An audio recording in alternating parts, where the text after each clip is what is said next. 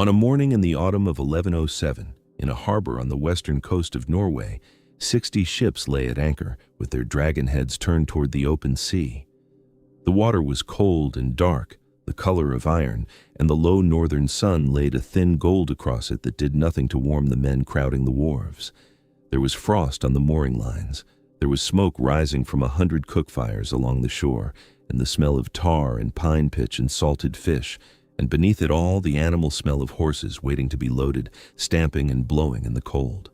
The ships themselves rode low and long and lean, clinker-built of overlapping oak strakes, their carved prows rising in serpentine coils above the waterline, beasts with open mouths, some gilded, some black with age, staring out toward a horizon none of the men aboard had ever crossed. A young man stood among them. He was tall, taller than most, with red hair and a face that the sagas would remember as grave and unsmiling. He wore the wealth of a king because he was one, though he was scarcely old enough to be called a man in any court south of his own. He said little. He was, by the account that comes down to us, a man of few words and not much given to easy company, but a man of his word. And what he was about to do had never been done, not by his father, who had died on a beach in Ireland 4 years before with a spear through him. Not by his grandfather's people, who had rowed these same kinds of ships to Vinland and vanished into forgetting. Not by any king of the North in the long, bloody centuries during which the North had terrified the whole of Christendom. His name was Sigurd Magnusson, and in the years to come, men would give him a second name, one that had never before been attached to a Norseman and would never quite fit any other.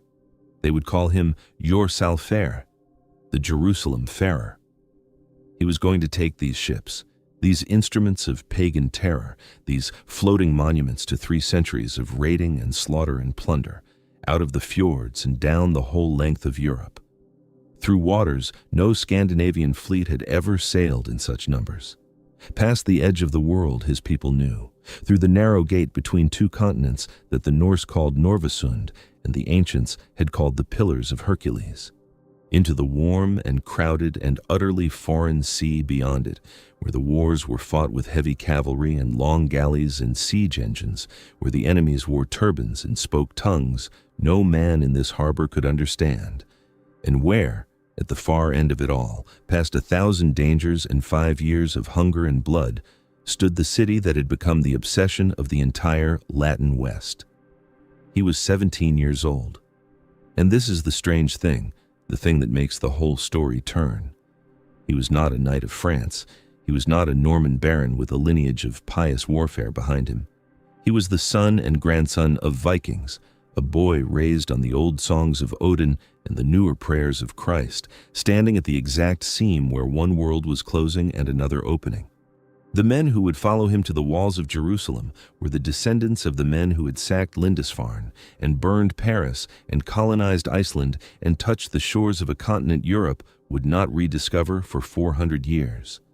They were the last Vikings, and they were about to become crusaders. Before we go any further into that voyage, it is worth pausing over the question of how we know any of it at all, because the answer shapes everything that follows. The primary source for Sigurd's crusade is the Heimskringla, the great chronicle of the Norwegian kings compiled by the Icelandic poet and chieftain Snorri Sturluson in the 13th century, more than 100 years after Sigurd sailed. Snorri was not an eyewitness, and he was not a neutral one. He was a storyteller and a politician, writing in a tradition that prized memorable scenes and heroic character over the kind of dry accounting a modern historian would want.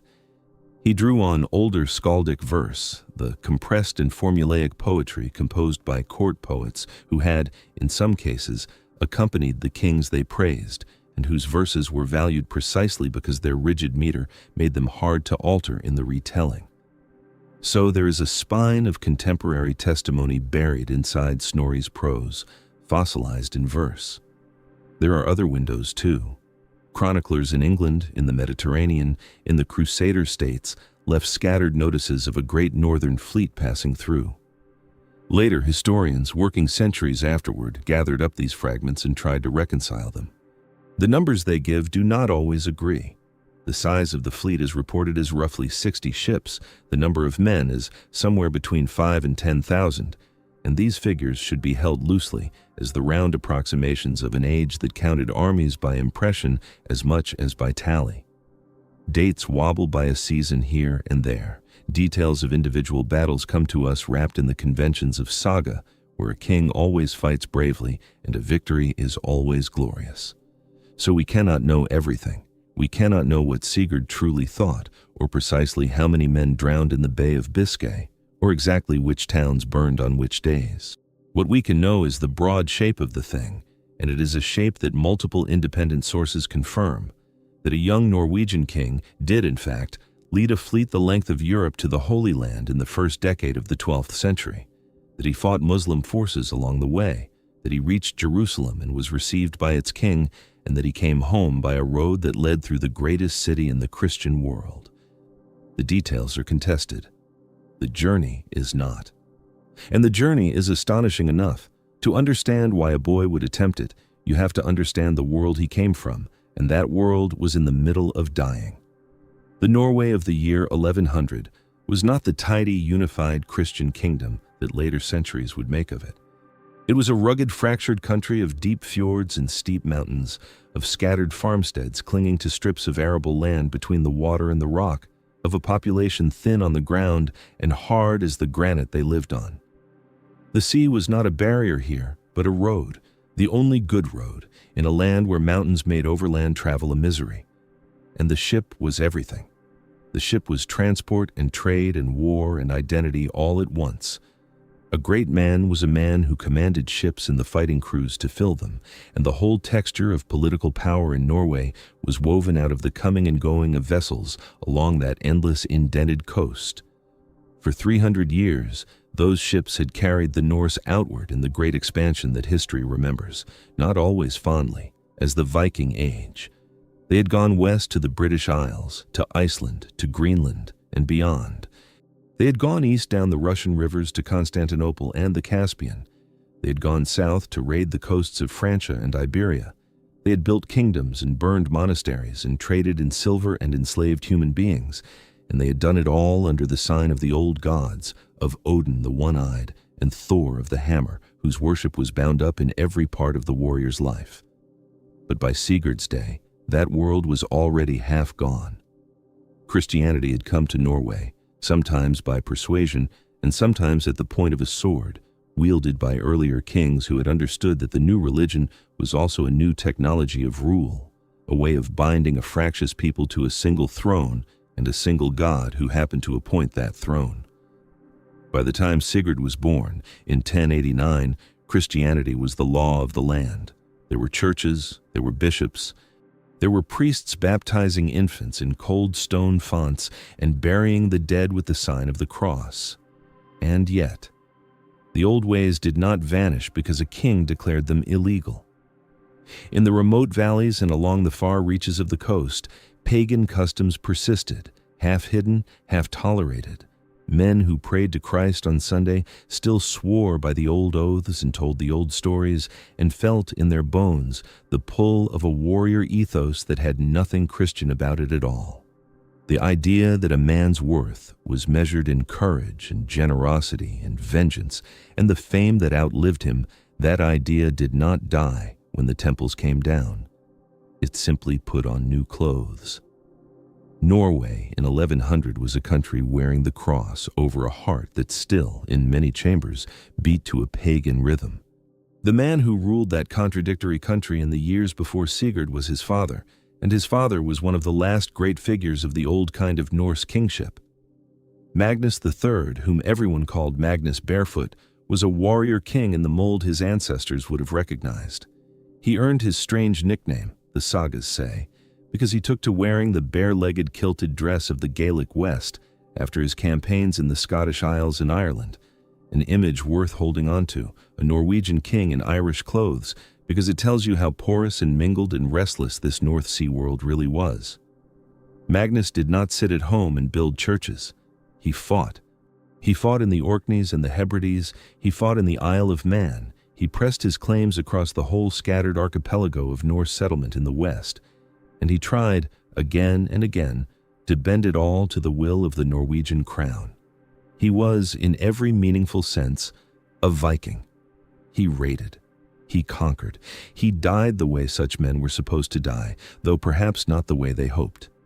In the summer of 1103, campaigning in Ireland, Magnus Barefoot was drawn into an ambush near the coast and cut down, and his body was left on Irish ground. He was in his early 30s. He left behind a kingdom, several sons, and a whole world that was about to shift beneath their feet. Because here's the thing that gives this moment its particular strangeness, its particular tension, the tension that drives everything that comes after.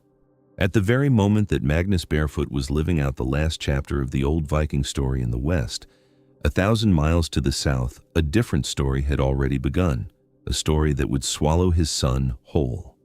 In the year 1095, when Sigurd was a small child, a pope named Urban II stood before a council of churchmen and nobles at Clermont in France and preached a sermon that changed the world.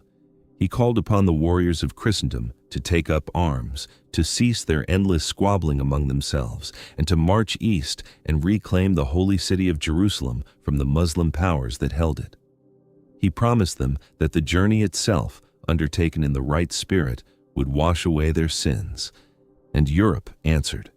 Tens of thousands of men, from princes to peasants, sewed crosses onto their tunics and set out on the appalling overland march to the Levant. Against every reasonable expectation, they succeeded. In 1099, they took Jerusalem by storm, drenching its streets in blood, and they set up a cluster of fragile Christian states along the eastern shore of the Mediterranean. The Crusader kingdoms, surrounded on nearly every side by the Muslim world they had wounded, but by no means defeated. This was the great new fact of Sigurd's world. Warfare had been given a destination and a blessing. The energy that had, for centuries, been spent in raiding and feuding and dynastic bloodletting now had a sanctioned outlet and a supernatural reward. And the men of the North, who had more of that energy than almost anyone, could not remain untouched by it. The First Crusade had been overwhelmingly a business of the Franks, the Normans, the peoples of the Latin heartland.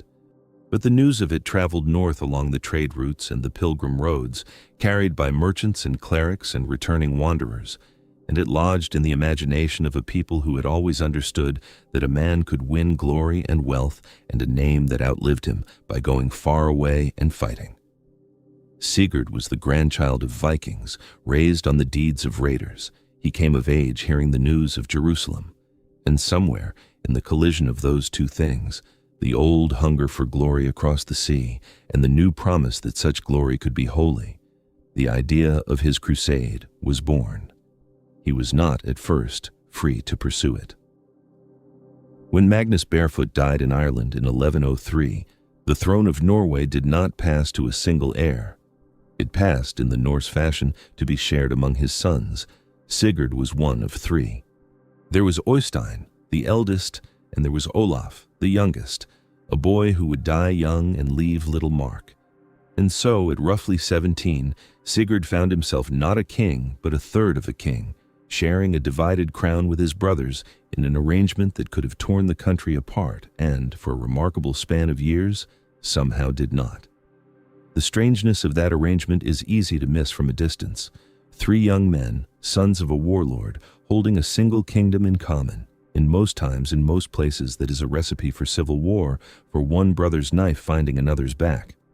But the brothers of Norway, in these years, kept the peace between them, and the era they presided over is remembered by historians as something close to a golden age, a time of stability and growth, of law and trade and building. And the reason for that has a great deal to do with the brother who was not Sigurd. Oystein was the elder, and he was, by every account that survives, the gifted one. He was handsome, he was eloquent, a man who could speak well and win men with words rather than blades. And, crucially, he was suited to the quiet, grinding, unglamorous work of governing, the work that actually holds a kingdom together. He turned his attention to the country itself. He built. He raised churches and monasteries.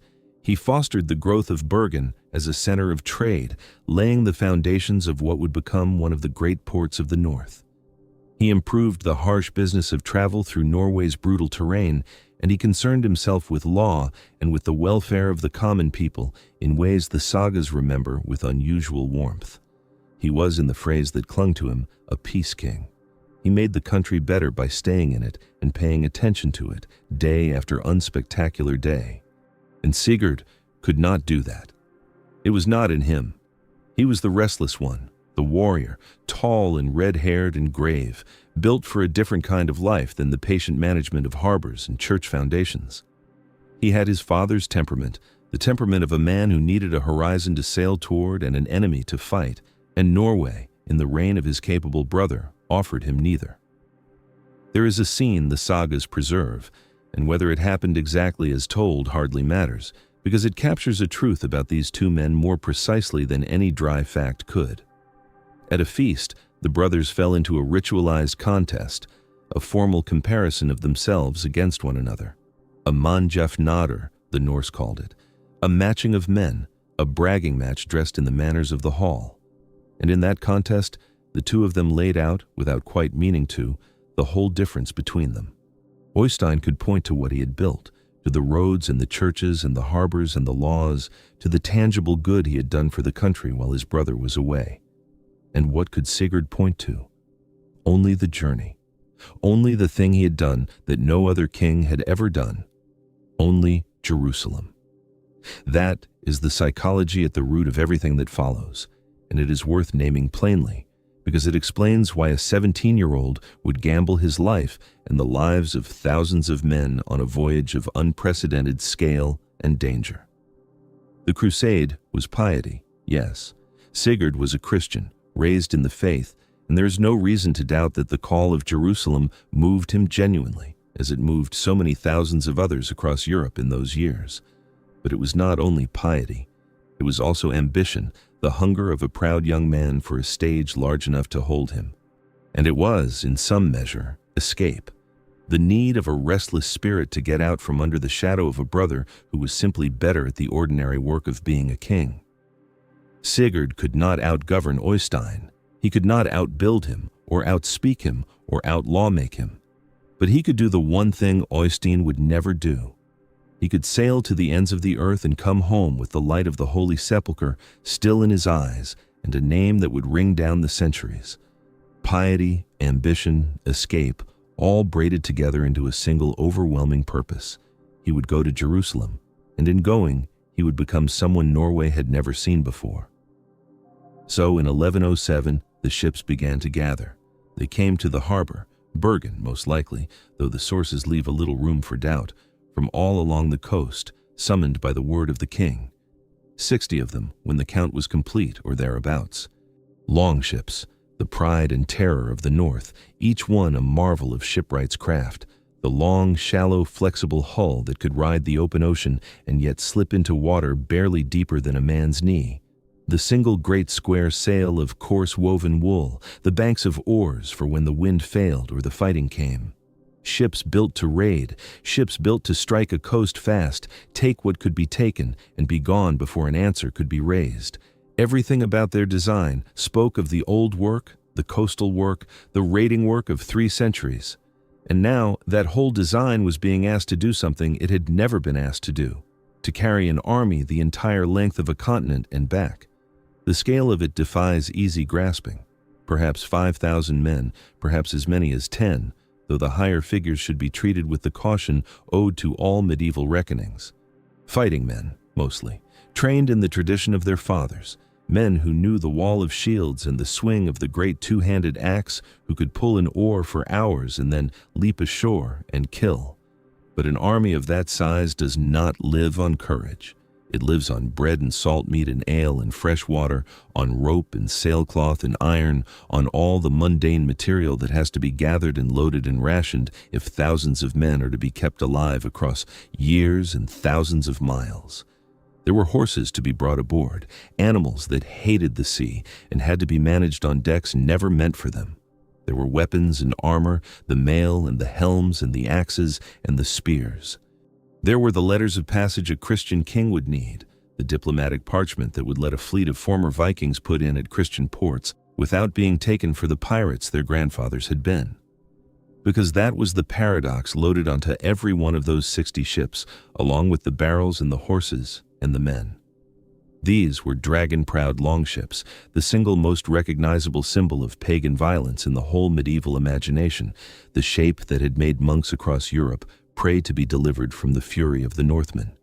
And they were sailing under the cross. They were commissioned by a Christian king, bound for the holiest city in the Christian world, carrying men who would fight and die as soldiers of Christ. The instruments of the old terror had been picked up and turned toward a new purpose, and no one aboard seems to have found this strange, because to them it was not strange at all. It was simply the way the world was now, the old ships, the old skills, the old hunger, all pressed into the service of a new god and a new war. Sigurd stood at the head of it, the first king in the whole of Europe to lead a crusade in person, not to send men, not to bless them from a throne, but to go himself, to put his own body on the deck of a ship and steer it toward Jerusalem. Whatever else can be said of him, and much will be said before this story ends, that choice was not the choice of a coward or a fool. It was the choice of a young man who understood exactly what he wanted and was willing to risk everything to have it.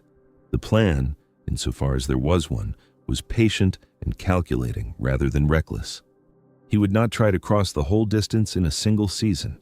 He would sail south in the autumn of 1107 and winter over in England under the roof of its king, Henry I, gathering strength and provisions and knowledge of the road ahead. Then, in the spring, he would go on, down the long Atlantic coast, toward the narrow gate the Norse called Norvasund, toward the warm sea and the fire and the blood in the city beyond. The dragon heads faced south. The men came aboard, and the last Vikings put out to sea. The North Sea in autumn is not a road, it is a threshold. Men who had been raised on the coasts of Norway understood this in their bones, understood it the way a farmer understands frost, not as an idea, but as a fact of the body, a thing that lived in the joints and the gut and the memory of drowned uncles. The fjords they left behind were sheltered water, glass. Still, on a calm morning, the mountains standing over them like walls. But past the mouth of the fjord, the world opened, and the open sea in the season of storms was another country entirely, one with no allegiance to any king and no interest at all in the ambitions of a 17-year-old bound for the ends of the earth. They went out into it anyway. Picture the fleet as it must have looked from a headland on that first day. 60 hulls spread across the gray water, sails the color of old bone and rust and dried blood, each one carved with the stripes and crosses of the men who owned it. The longship was a thing of terrible beauty, and it is worth pausing on what these vessels actually were, because everything that happened over the next years happened because of what they could and could not do. They were clinker-built, the overlapping planks riveted plank upon plank, so that the whole hull flexed and breathed with the swell rather than fighting it. They drew almost no water, which meant they could be run straight up a beach or rowed up a river a galley could never enter.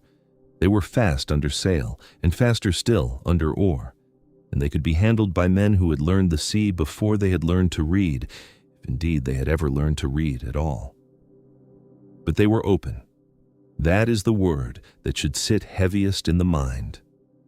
Open. There was no deck to shelter under, no cabin, no hold sealed against the weather.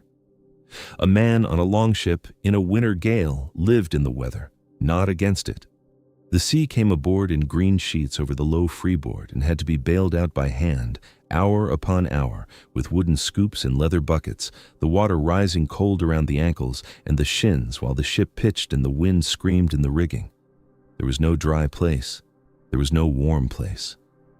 A man slept when he slept, wrapped in wet wool against the wet planking, his body pressed against the bodies of other men for whatever heat could be shared. And when he woke, it was to bail again, or to row, or to fight the steering oar against a following sea that wanted to broach the ship and roll it over and swallow every soul aboard. This was the vessel that had carried terror across 3 centuries. This was the vessel Sigurd now proposed to sail the entire length of the known world. The Mediterranean galley, the ship the Crusaders of the South used, was a different animal built for a different sea. Longer, lower, driven by banks of oarsmen, decked and provisioned for the tideless, sheltered water of the inland sea. Those ships were made for a world of coasts and islands and short passages between friendly ports. The longship was made for the North Atlantic, and it was superb there, the finest thing its age produced. But the passage south lay through the worst of both worlds, the open Atlantic in the storm season, with a vessel that had no shelter, carrying an army that had to be kept fed and dry and alive across a distance no Norse fleet had ever attempted to hold together as a single force. The wonder is not that they lost ships. The wonder is that any of them arrived at all. They lost ships. The sources are quiet on the particulars, as the sources are quiet on almost everything that is not a battle or a marvel, but the arithmetic is not quiet. A fleet of 60 vessels does not cross the North Sea and beat down the Atlantic coast through autumn and winter without paying a toll, and the toll on that road was collected in 3 currencies. The first was weather. Somewhere off the coasts of Scotland or England or the Low Countries, in the dark of a gale, ships parted from the fleet, scattered by wind, driven onto rocks, swamped and gone with all hands into water that killed a man in minutes. This happened. It always happened. No medieval fleet crossed those waters intact, and the larger the fleet, the more certain the losses, because 60 ships cannot hold formation in a storm, and the ones that fall behind or drift wide are the ones the sea takes. The second currency was disease. Men packed together in the wet and the cold, eating salted food and drinking water that spoiled in the barrel, sickened. They sickened with the fluxes and fevers that killed more medieval soldiers than any enemy ever did, and on an open ship in winter, there was no nursing a sick man back to health. He lay in the bilge water and shivered and either lived or did not, and if he did not, his body went over the side into the same sea that had taken the men whose ships had foundered. An army on the move is a city without walls or sewers or physicians, and it dies the way such cities die, quietly and constantly, at the edges, in numbers no chronicle bothers to record because there is nothing heroic in it. The third currency was desertion. This is the one the sagas would never dwell on, because it does not flatter the story. But it must have happened, and it must have happened in significant numbers. Not every man who took ship at Bergen in the autumn of 1107 wanted to see Jerusalem. Some wanted plunder and had not reckoned on the price of the passage. Some had come for the glory of the thing and discovered that glory on an open deck in a February gale with the water rising cold around their legs was a poor exchange for the farm and the wife and the fire they had left behind. When the fleet put into shore, some of them did not put back out. They melted away into the coasts of England and France and the long memory of the road, and they are gone from history entirely, their names unrecorded, their reasons unknown, part of the vast silent attrition that thinned the expedition before it had struck a single blow against a single enemy. Because that is the thing to hold on to here. Before Sigurd's fleet had fought anyone at all, before it had seen a Muslim city or a Christian ally, before it had done any of the things that would make it famous, it had already begun to bleed. The enemy on the Atlantic gauntlet was not an army. It was the road itself. And still the dragon-heads faced south. They came to England as the year was dying, and here the story pauses to breathe, because England in the winter of 1107 was a place where 2 worlds could be set beside each other and seen clearly for what they were. The king was Henry I, youngest son of William the Conqueror, a hard and clever man who had taken the crown of England 4 decades after his father's Norman army had taken the country itself. And so the men Sigurd met at Henry's court were themselves the grandsons of Northmen. Normans, whose very name was a worn-down way of saying men of the north, descended from Vikings who had rowed up the Seine within living memory of Sigurd's own great-grandfathers and had been given a duchy to make them stop. William of Malmesbury, the English monk whose chronicle records this meeting, was writing history at exactly the moment these events were unfolding, and his account, set beside the sagas of the far north, lets us watch the encounter from both ends of Europe at once. Consider what stood in that hall. On one side, the Norwegians. Men off the open ships, salt-crusted and weather-scoured, still carrying in their persons and their vessels the unbroken thread of the Viking age. The same longships, the same axes, the same tongue their raiding ancestors had spoken, the same shape on the water that had once emptied English monasteries, and left the coasts smoking. They were the old thing itself, arrived in the flesh, not a memory or a legend, but the actual article, rode straight out of the 9th century into the 12th. On the other side, the Normans, the children of that same old thing, but transformed almost past recognition. In 3 or 4 generations, the descendants of the Sen Vikings had become the most formidable warrior aristocracy in Europe. They had traded the longship for the warhorse and the mailed knight. They had traded the pagan gods for a Christianity so ardent that they were, at that very moment, the shock troops of the crusading movement. Normans had led the taking of Jerusalem. Normans held Antioch. Normans were carving a kingdom out of southern Italy and Sicily. They spoke French now. They built in stone. They had castles and clerks and charters and the whole intricate apparatus of Frankish feudal power, a machinery of land and loyalty and law that the Norse North, for all its ferocity, had never developed. Here, then, was the future and the past shaking hands in a cold English hall. The Normans were what the Norse could become, what, in a sense, Sigurd's own expedition was an attempt to become, a crossing over from raider to crusader, from the old world into Christendom. And it is tempting, watching from this distance, to read the meeting as a passing of the torch, the fading Viking age paying a courtesy call on the vigorous new order that had grown out of its own loins. But that reading is too neat, and the men involved would not have recognized it. To Henry, Sigurd was a young northern king with a large fleet who was best kept fed, flattered, and pointed onward toward someone else's war. To Sigurd, England was a way station, a place to winter, to gather bread and salt and rope and knowledge, and then to leave. Neither of them was thinking about the shape of history. They were thinking about the spring. The fleet stayed the winter. It is possible some of it wintered on the far side of the Channel, in Normandy, though the sources are not firm on this. Wherever the ships were beached and the men housed, the season was spent doing the unglamorous work that keeps an expedition alive, hauling the hulls out to dry and scrape and re-caulk them, replacing rotted rope and split timber, laying in the mountains of provision that thousands of men would consume on the next leg of the road.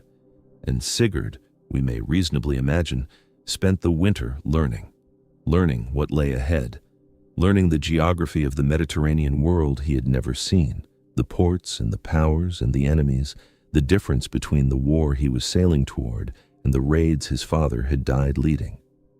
Learning, perhaps, that the world he was entering did not work the way the world he came from worked, that a king could not simply arrive and take, that there were rules now and alliances and a church that would judge whether a man's violence was holy or merely violence.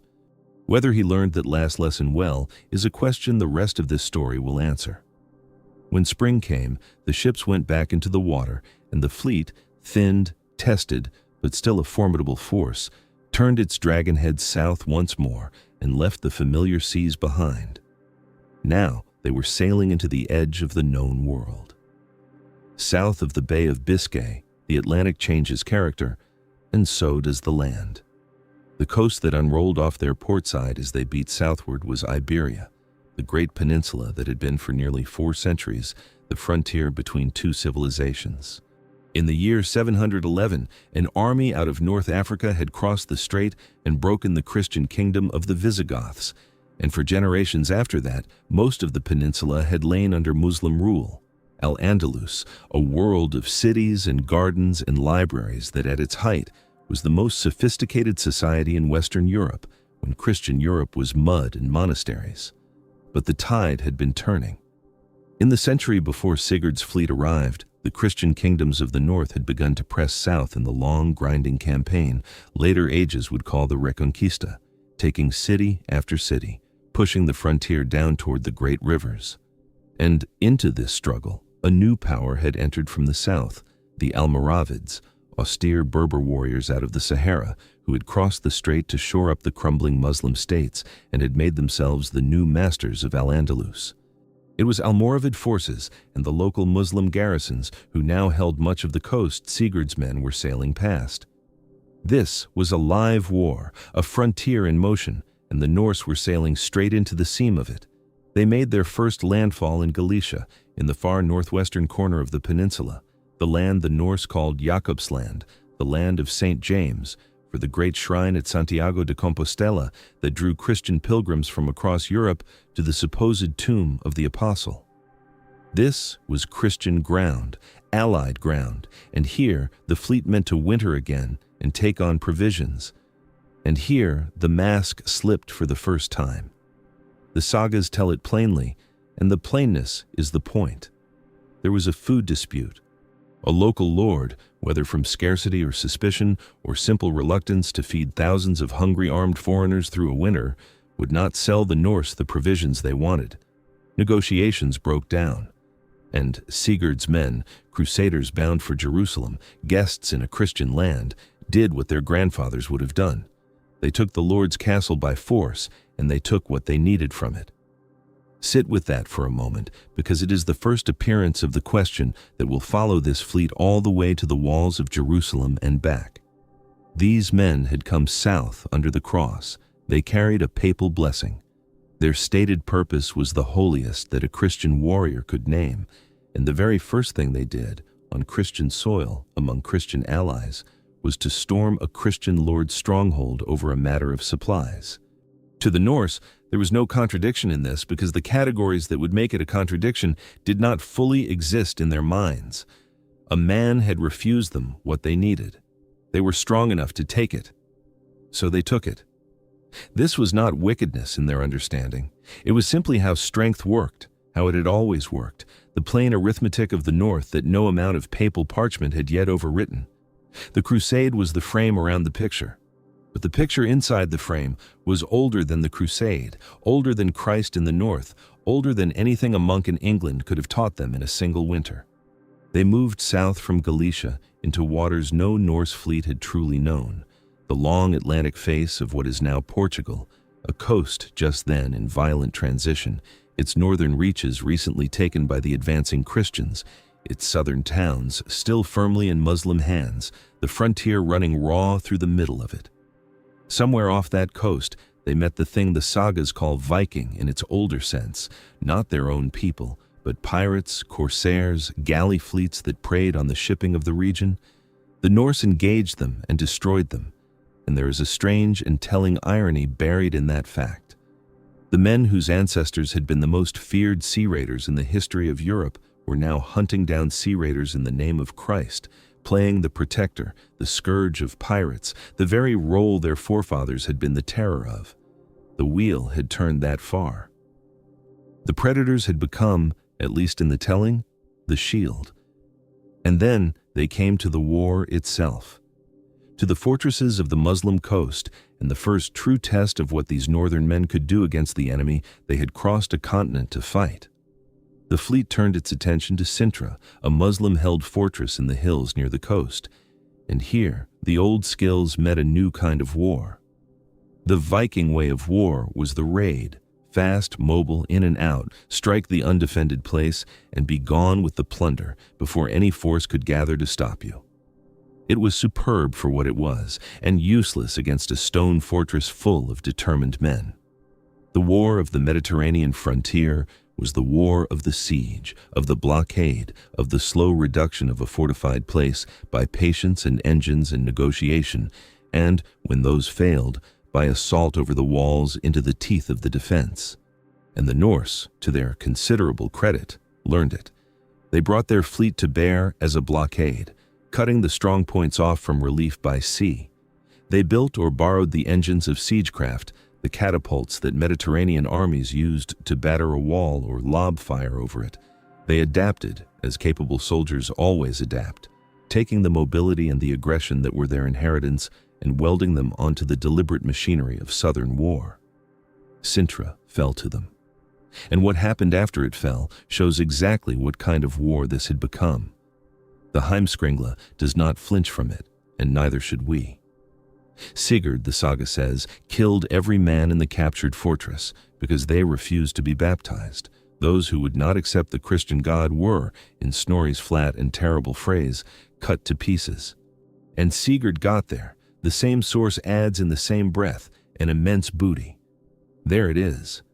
The whole ambiguity of the expedition compressed into a single sentence. the sword offered as a choice between the font and the grave, and the plunder gathered up from the bodies afterward.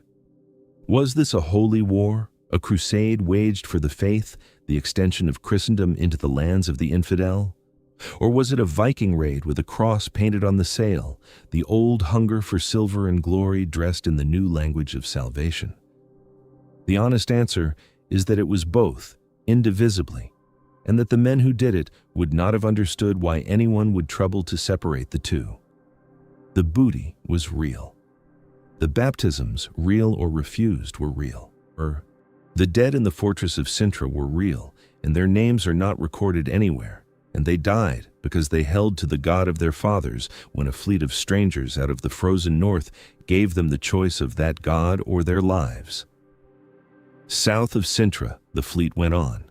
They pressed toward Lisbon, the great city on the Tagus estuary, still a contested prize on the frontier, and they raided its approaches. They took the town of Alcácer do Sal further down the coast.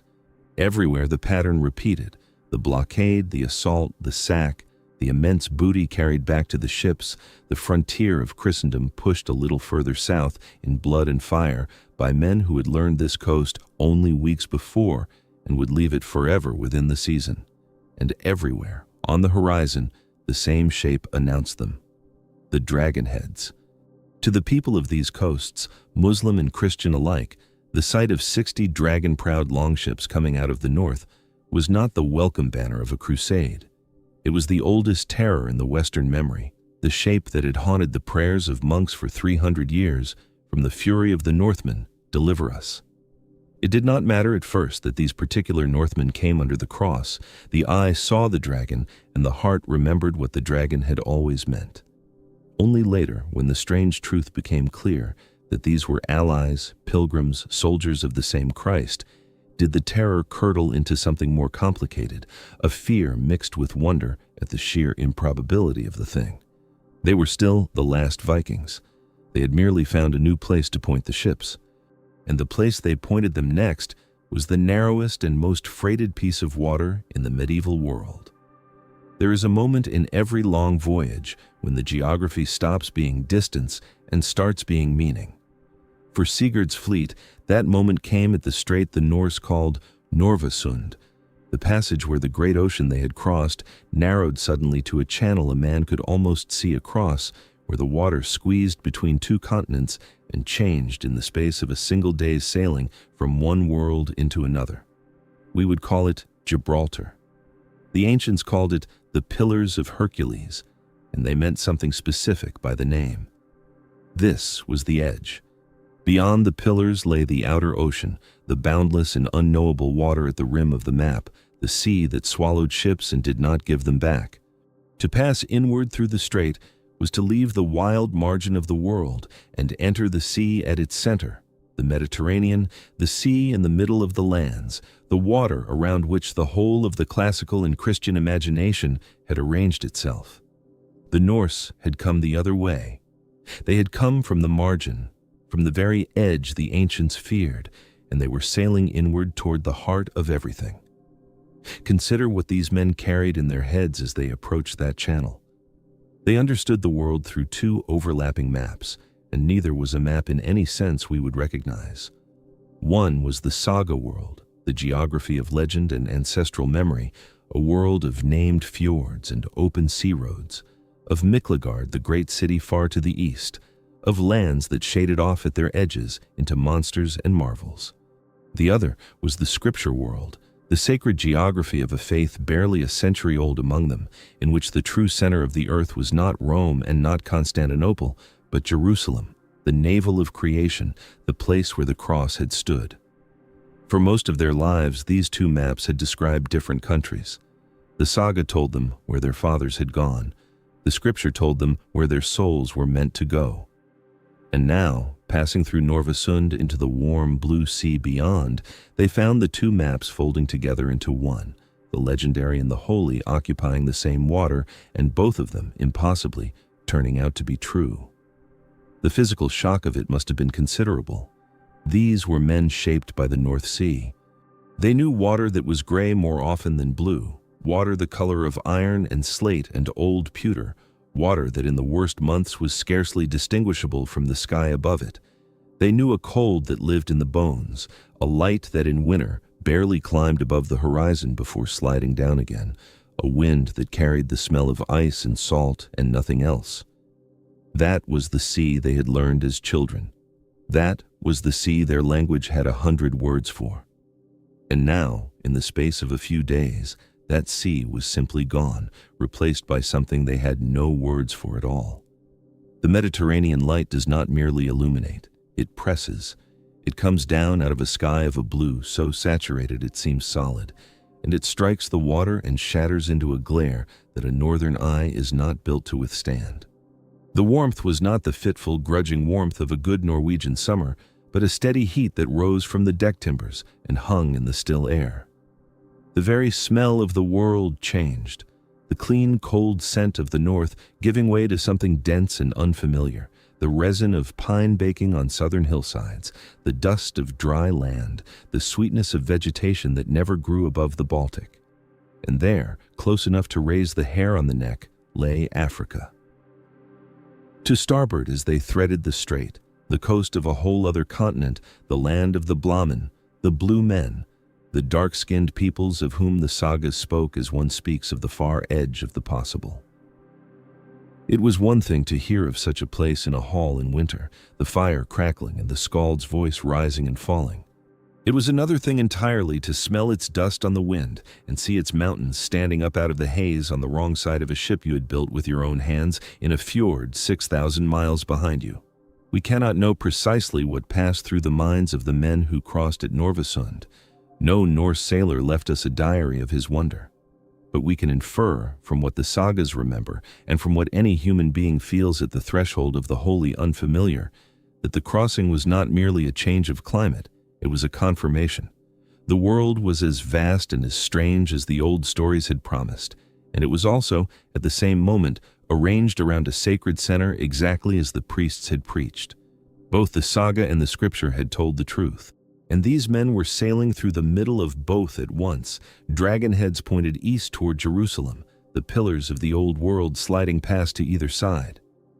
They did not have long to marvel. The strait was contested water, and the contest found them almost at once. Somewhere on the Iberian side of the passage, the Heimskringla places the first fight of the Mediterranean campaign, and it is a fight that tells us everything about how quickly these men were learning the shape of southern war. There was a stronghold, Snorri describes it precisely, and the detail is too strange to be invented, a fortress built into a cave, high in the face of a precipice, with a wall constructed across the mouth of the cave to seal it. It was a position of the kind that had defied assault for centuries, because it could not be reached. You could not undermine it. There was nothing beneath it but a cliff. You could not batter its wall with engines from below. There was no ground below to stand them on. You could not scale to it, because the rock ran sheer above and below. The men inside it, whoever they were, had chosen it precisely because the geometry of stone made them safe. The Norse solved the geometry with the only tool they truly trusted: the ship. What they did, according to Snorri, was to take some of the longships and haul them to the top of the cliff above the cave, and then to lower them, men and all, down the rock face on ropes, so that the vessels hung suspended in the air at the level of the cave mouth, floating platforms of timber and armed men dangling before an enemy who had believed himself unreachable. From those suspended ships they poured their assault directly into the fortress that no army approaching from the ground could ever have touched. It is an image almost too vivid to be true, and yet it is exactly the kind of thing that a people who thought in ships would think of. Every other army in the Mediterranean world reasoned about a cliff fortress as a problem of land, of siege lines and starvation and the slow patience of the blockade. The Norse reasoned about it as a problem of water, and in their imagination, a ship was simply the natural way to arrive anywhere, even at a hole in the side of a cliff 100 feet above the sea. So they lowered the ships down the rock, and the position fell, and the men who had thought the stone would protect them died in it. That, at any rate, is what the saga says. And whether the details are exact or whether skaldic memory has compressed and heightened them across a century of retelling, the underlying truth is not in doubt. At the very mouth of the Mediterranean, in their first southern engagement, the Norse took a fortress that should have been untakeable, and they took it by doing to a cliff what they had always done to the sea, by treating the ship as the answer to every question.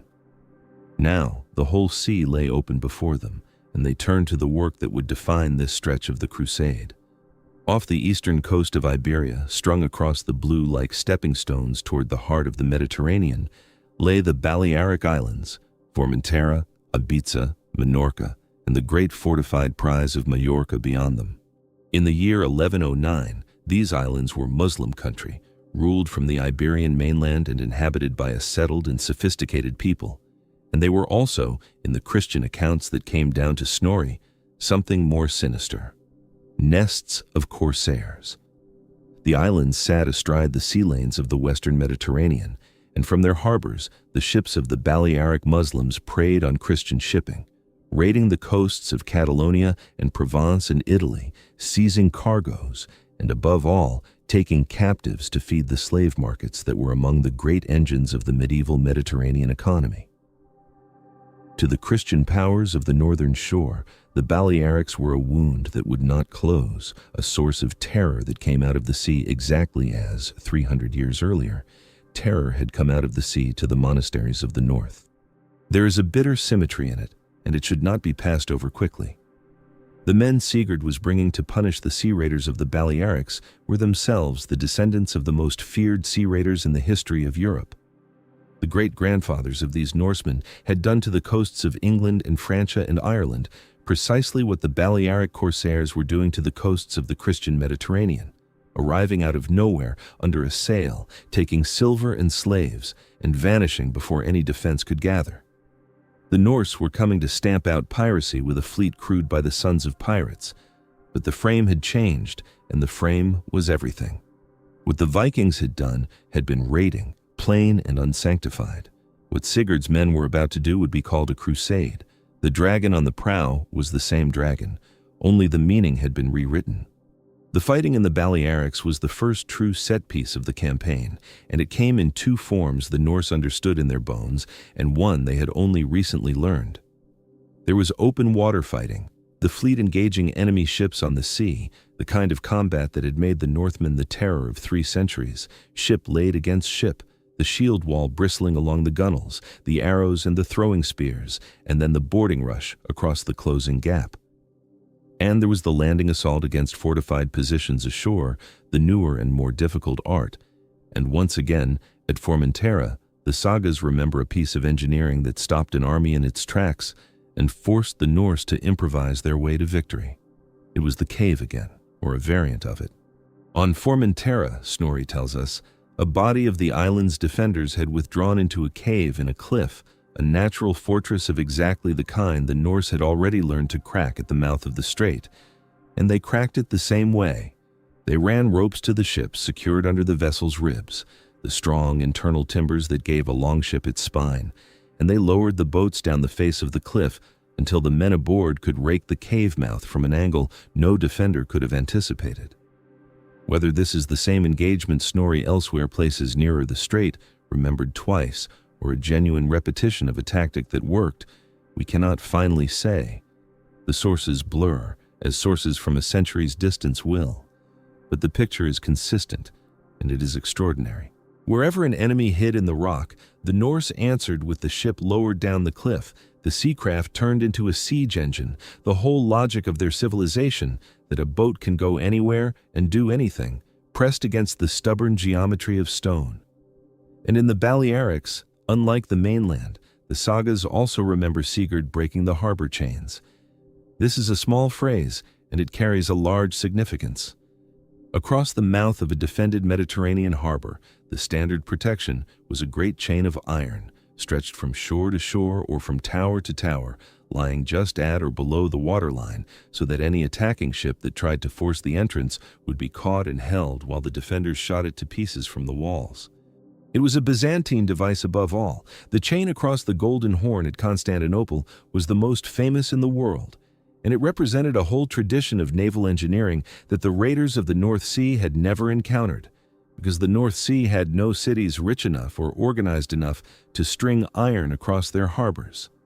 For the Norse to break such a chain, to force a defended Mediterranean port against a defense designed specifically to stop a fleet like theirs, was a mark of how fast and how far they were adapting.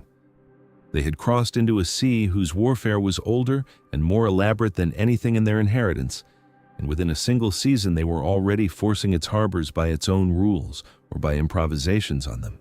They took the aggression that was their birthright, and they were learning in real time to point it at problems their fathers had never faced. The plunder that came out of the Balearics was, by every account, the greatest of the entire crusade. Halldor Skvaldri, the skald whose verses Snorri preserves, sang of it, of the king's ships riding at Ibiza, of the bearers of the shield wielding their arms again in battle, of the eager waker of fame steering his ship to end the peace at Ibiza.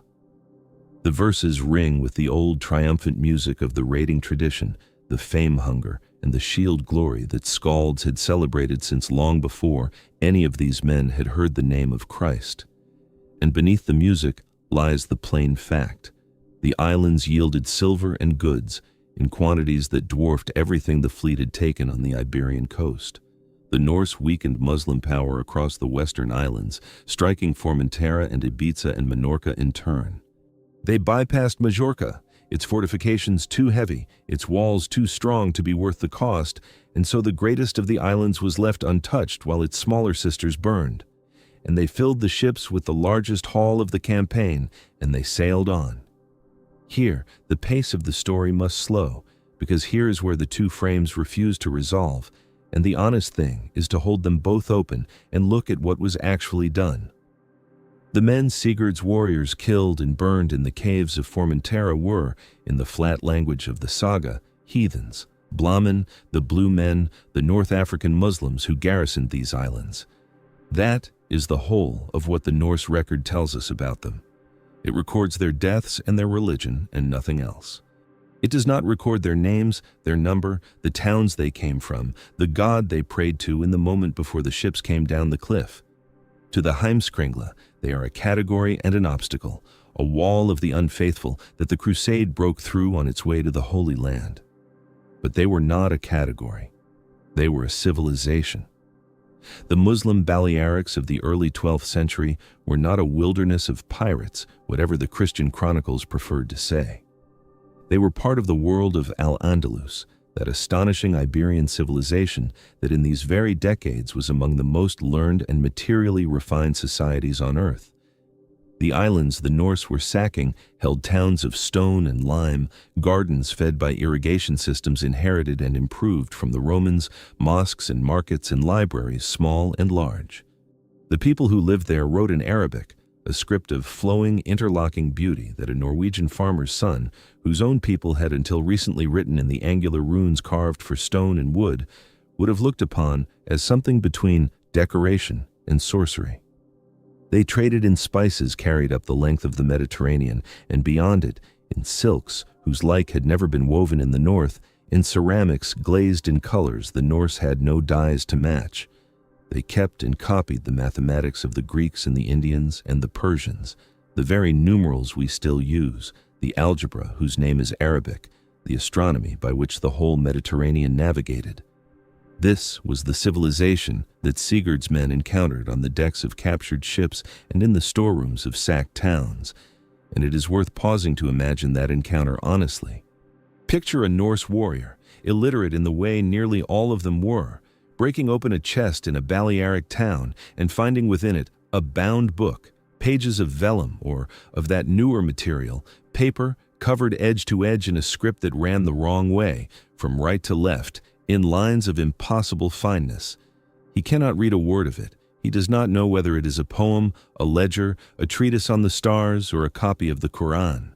He knows only that it is worked with a care and a skill beyond anything his own hall has ever produced, and that the people who made it are the people his sword has just sent to the grave. Picture him weighing in his palm a set of glass weights, a scale, an astrolabe of worked brass engraved with those flowing marks, an instrument for reading the heavens that his own navigators, steering by the sunstone and the seabird and the memory of the sea, would have regarded as either miracle or witchcraft. Picture the smell of the spices in the storerooms, cinnamon and pepper and clove, scents that in the north were worth their weight in silver, and here lay in sacks by the ton. The Norse took all of it and burned much of the rest and killed the people who had made it and sailed on toward the tomb of Christ, believing themselves the soldiers of God. That is the thing the documentary must ask the audience to hold and hold without collapsing. Both of these are true at once. Sigurd's men were pilgrims in arms, carrying the cross into waters where it had long been driven back, striking a real blow against a slave trade that was a genuine engine of human misery, opening the Western Islands to the Christian reconquest that Catalans and Pisans would complete a generation later. And Sigurd's men were also the destroyers of a sophisticated and living civilization, killers of people whose names are lost, plunderers who filled their holds with the fruits of a learning they could not read and did not value except as loot. The captives they took, and they took captives, as every army in that sea took captives, vanished into the same silence that swallowed the corsairs' own Christian victims. The slaves the Balearic pirates had seized and the people Sigurd's men now carried off are equally absent from the record, equally erased by the mechanism that erases nearly everyone who is not a king or a saint. They could not write their own story, and the men who could write did not think their story worth the ink. We know the name Sigurd. We know the name of the skald Halldor who praised him. We do not know the name of a single soul who died in the caves of Formentera, or a single captive dragged aboard a longship at Ibiza, or a single scribe whose life's work was tipped into the sea or the fire because it was written in a script the conquerors could not read. That silence is not an accident of the record. It is the record doing exactly what records do, remembering the powerful and forgetting the rest, and calling the forgetting history. The fleet did not linger over any of this. The largest booty of the campaign was in the ships. The western islands were broken, and Jerusalem still lay far to the east. At the far end of a sea the Norse had only begun to learn. Ahead of them now lay the great central passage of the Mediterranean, the waters between Iberia and Italy, and beyond them the island that sat astride the whole sea like a stone in a doorway, an island ruled by men whose own great-grandfathers had spoken the Norse tongue and who would show Sigurd, more clearly than anything yet, what the Northmen might become when they stayed. They came to Sicily in the last of the year 1109, threading the fleet through the narrow water that separates the island from the toe of Italy, and what they found there was not a foreign country, it was a mirror. It was the North, aged and enriched and turned strange by 100 years of southern sun, and it must have struck the men of Norway as something between a homecoming and a rebuke. The island had a shape that a Norseman could read. It sat, as the sagas would have it, like a stone in a doorway, commanding the whole central passage of the sea, the point through which every ship running east or west or north or south from the Mediterranean's four corners had eventually to pass. Whoever held Sicily held a hand around the sea's throat. And in the winter of 1109, the men who held Sicily were, by blood and by name, the cousins of the men in the dragon ships. The sources here require some care. Snorri's Heimskringla, composed more than a century after the events it describes, tells us that Sigurd wintered on the island and was received with honor by its young lord. The Norman Sicilian records, kept in Latin and in Greek and in Arabic by clerks of 3 different faiths, are silent on the visit of a northern king, as they are silent on most things that did not touch the business of the crown. What we can say with confidence is who ruled the island that winter and what that island had become, and the two facts together produce an irony so exact that no storyteller could have improved upon it. The ruler was a boy of 14.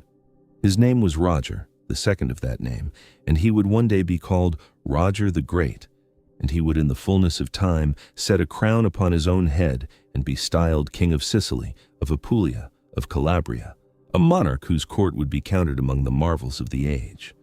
But in 1109 he was a child, and Sicily was governed in his name by his mother, Adelaide del Vasto, a woman of the northern Italian nobility who had taken the reins of a fragile and half-formed state after the death of Roger's father in 1101 and held them, against every pressure a widow regent could face, until her son came of age. The father who had died was Roger I, called the Great Count, and he had taken Sicily from its Muslim emirs across 30 years of grinding, patient, brilliant warfare. And Roger I was the son of Tancred of Hauteville, a minor Norman knight of the Cotentin, which is to say, a man of Normandy, which is to say, a man descended from the Northmen who had come down out of the same cold seas that Sigurd's fleet had crossed the previous spring. This is the thing the mirror shows. 3 generations, perhaps 4. That is all that separated the Hautevilles of Sicily from the longships. Their great-grandfathers had spoken a tongue not far removed from the one Sigurd's men were speaking on the decks in the harbor. Their great-grandfathers had raided and settled and taken land by the sword, exactly as Sigurd's men were doing that very season in the islands to the west. And in the space of those 3 or 4 generations, the Northmen of Normandy had done a thing that must have seemed, to a Norwegian standing on a Palermo quay, very close to alchemy. They had become this. Consider what this was. The Sicily that Sigurd entered was not a Norse hall grown large. It was one of the most sophisticated states in the Western world, a place where the ruling family, Norman French by descent and Latin Christian by faith, governed over a population that was substantially Greek and substantially Arab, and governed it not by erasing those peoples, but by absorbing their genius.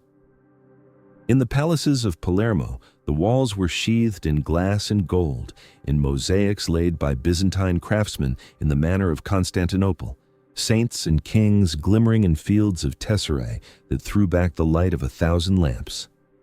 The administration ran in 3 languages at once, Latin for the Church and the Franks, Greek for the old Byzantine bureaucracy the Normans had inherited, Arabic for the diwan and the counting houses, and the vast machinery of taxation that a Muslim state had perfected and the Normans had been wise enough not to dismantle.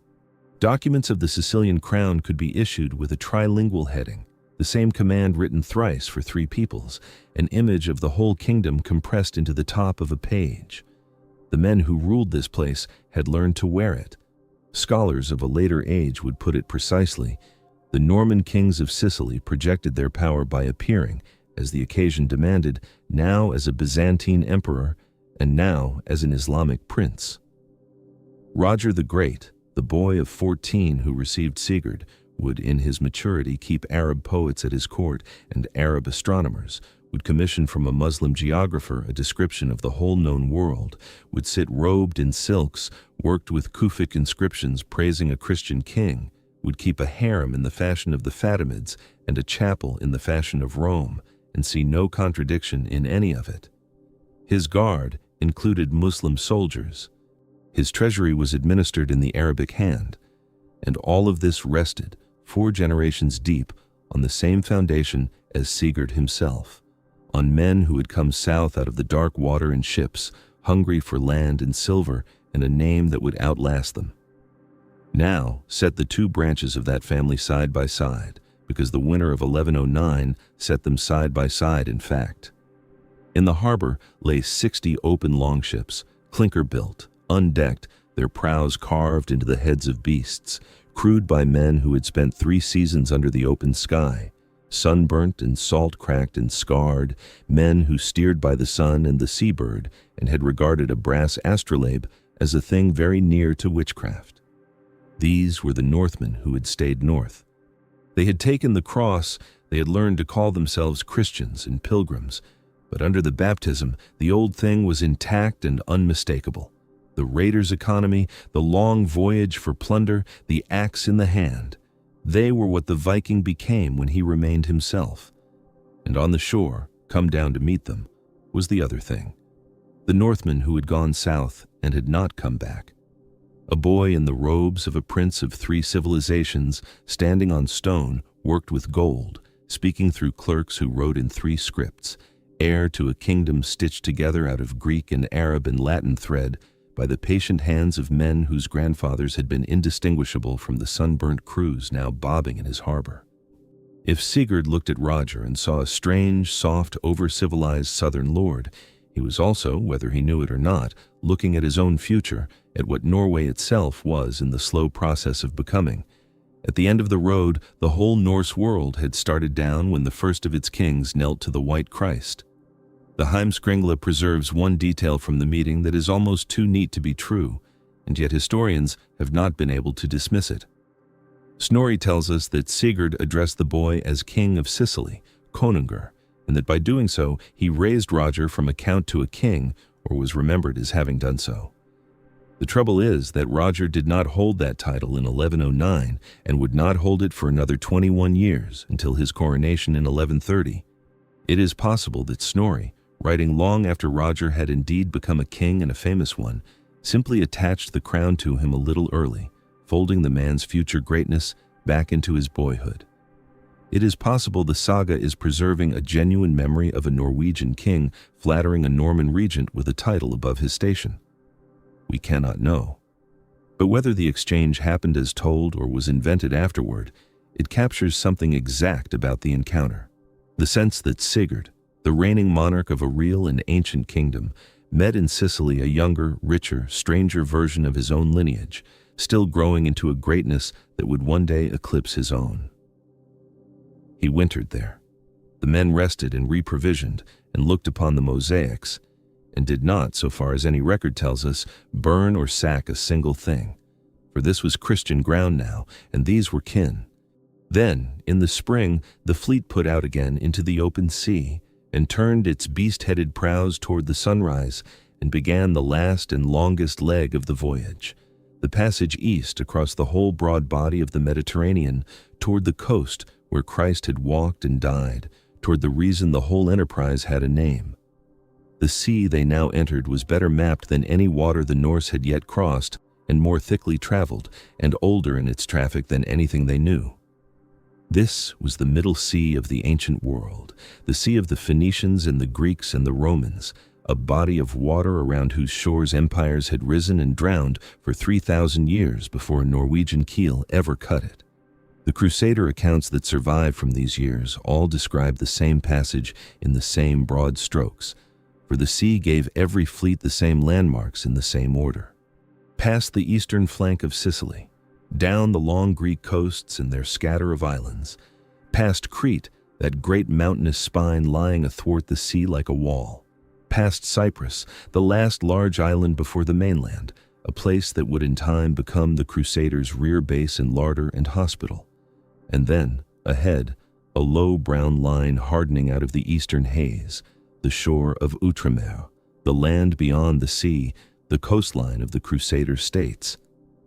It is worth stopping here before the fleet makes its landfall to say plainly what it was sailing toward, because the word Jerusalem carries such a weight of romance that it can hide the reality. In the year 1110, the kingdom of Jerusalem was not a golden idea, it was a wound.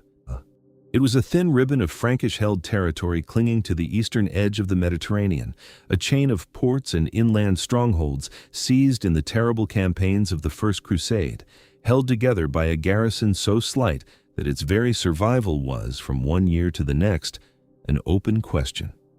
The city itself had been taken 11 years before, in the summer of 1099, and the taking of it had been an atrocity that the Muslim and Jewish worlds would not forget for centuries. When the Crusaders breached the walls, they had gone through the population with a thoroughness that horrified even some of their own chroniclers, killing in the streets, in the houses, in the great enclosure of the Temple Mount, until, in the phrase that comes down to us from more than one Latin source, men rode in blood to the bridles of their horses. Whether that is literal or a horror rendered into image, the substance is not in doubt. Jerusalem had been conquered by massacre. The kingdom born from that conquest was a kingdom built on a killing, and it was a kingdom perpetually on the edge of extinction. To the south lay Egypt, ruled by the Fatimid Caliphate, a Shia power with a fleet and an army and every intention of taking back the coast it had lost. To the north and east lay the Seljuk Turks and the patchwork of Muslim emirs of Syria and the Jazira, quarrelsome among themselves, but united in their view of the Franks as an infection to be cut out. The Crusaders held their strip of land between these hostile powers by a combination of ferocity, fortification, and luck, and they held it with pitifully few men. The knights who had come east on the First Crusade had, most of them, gone home once Jerusalem was theirs, the vow fulfilled, the pilgrimage completed. Those who stayed to rule were a remnant. A great lord in the kingdom of Jerusalem might command a garrison you could count on your fingers. The whole military strength of Latin Syria, gathered in one place, would have looked thin beside the host of a single great European kingdom. Which is exactly why 60 ships full of northern warriors were not a curiosity to King Baldwin. They were a lifeline. The particular weakness of the Crusader states was a weakness of the sea. The Franks were, by inheritance and instinct, a land power, men of horse and castle and lance. But their kingdom was a coastline, and the coastal cities were the key to everything. As long as a port remained in Muslim hands, the Fatimid fleet out of Egypt could sail into it, land men and grain and money, and keep a hostile garrison supplied and dangerous in the very heart of the Frankish shore. The Crusaders could besiege such a city from the landward side until their beards went gray, and it would not fall, because the sea kept feeding it. To take these ports, the Franks needed ships, a fleet to close the harbor, to cut the supply line, to blockade the water while the army pressed the walls. And ships were the one thing they did not have. They begged them, year after year, from the Italian maritime cities, from Genoa, from Pisa, from Venice, who came when the profit was good and stayed home when it was not, and who exacted, in return for their fleets, a merchant's price in trading privileges and quarters in every captured town. Into this precise and desperate need sailed a Norwegian king with 60 ships and thousands of fighting men, and no interest whatsoever in a trading quarter, and every interest in the salvation of his soul and the glory of his name. Baldwin could hardly have dreamed a better ally. Here was a fleet that asked no commercial price, crewed by men whose whole culture was built around the seizing of coastal strongholds from the water. The last Vikings had come to the one war in Christendom, where the skills of the Viking were worth their weight in the true cross. The place they made landfall was Acre, Saint-Jean-d'Acre, as the Franks called it, the great harbor of the northern coast of the kingdom, taken from the Muslims only recently, and now the beating commercial heart of Outremer. Here, in the summer of 1110, the dragon ships came in past the mole, and a scene assembled on that quay that no one who witnessed it could have quite believed, because nothing in the world it belonged to had prepared anyone for it. Picture the harbor. Picture Acre as it was, a walled port crammed onto a spit of land, its water thick with shipping, its streets a babel of tongues, the whole of the eastern Mediterranean's trade and pilgrimage funneling through its gates. Down the gangplanks came the men of the north. Tall, most of them taller than the sunburnt Franks and Levantines who watched, their hair fair to the point of whiteness in the fierce coastal light, and over their shoulders the great long-hafted axes that were the signature weapon of the Norse, weapons unlike anything in the arsenals of the Crusader East. The chroniclers of the Latin world and the historians who came after them would remember exactly those three things, the three things a southern crowd would fix upon at once: the enormous battle axes, the light hair, the towering stature of the pilgrims out of Norway. To the people of that shore, they must have looked like something out of an old story, giants come down from the top of the world, and around them, the bizarre. This is the strangeness that the mind must be made to hold, because it is the whole flavor of the Crusader states compressed into a single crowded key. In Acre, in 1110, a Norwegian axeman might stand within a spear's length of a Frankish knight in the surcoat of a lord of Outremer, a man born in this heat who had never seen the country his fathers came from. Beside them, a Genoese merchant, hard-eyed and quick with figures, calculating the freight of a hold. An Armenian trader in the dress of the Caucasian mountains, from a Christian people who had been in the East since before there was a Rome. A Coptic pilgrim out of Egypt, of a church older than the quarrel between Latin and Greek. Syrian Christians who spoke Arabic and prayed in a tongue closer to the one Christ himself had spoken. Jews of the eastern communities, Muslim traders under safe conduct, for even in the killing kingdom, the business of the sea went on. Every faith of the Middle Sea, every tongue, every color of skin, jostling in the narrow streets under the same sun, and into that swirling, cosmopolitan, precarious world walked the men of the coldest edge of Europe, the sons of the fjords, blinking in the glare. They had crossed a quarter of the world to reach this place. They had left the harbor of Bergen 3 years, and a whole geography earlier, and along the way they had passed through every kind of the earth's variety: the gray North Sea, the green Atlantic coast of Iberia, the burnt light beyond the pillars, the strange dark shore of Africa, the gilded mirror of Sicily. And now they stood at the far end of it all, on the very shore that the cross pointed to, and it was as unlike home as a place could be and still hold Christian men. King Baldwin came to receive them, or sent his people to receive them, and here the two branches of the Christian war effort took the measure of one another. Baldwin was a hard and capable man, the second of his line to hold the crown of Jerusalem, for his brother Godfrey had ruled first and refused the title of king in the city where Christ had worn a crown of thorns, and Baldwin had suffered no such scruple. He had spent the years since 1100 clawing his kingdom into existence by main force, and he understood, better than almost anyone alive, exactly what 60 ships were worth on this coast. The historian who gathered the crusading chronicles into a single narrative in a later age put into Baldwin's mouth the substance of what the moment demanded, that he conjured the northern king to join him in fighting for the safety and the enlargement of the kingdom of Jesus Christ. Whether or not those were the words, that was the meaning. The Frankish king did not need a pilgrim. He needed a fleet and an army and a fresh reservoir of ferocity, and here they all were, tied up at his own quay, commanded by a young man burning to prove himself worthy of the road he had come.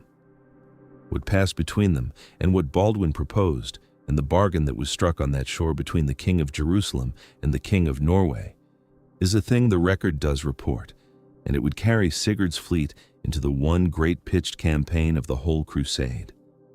But that belongs to what came next. For now, it is enough to hold the picture of the quay itself.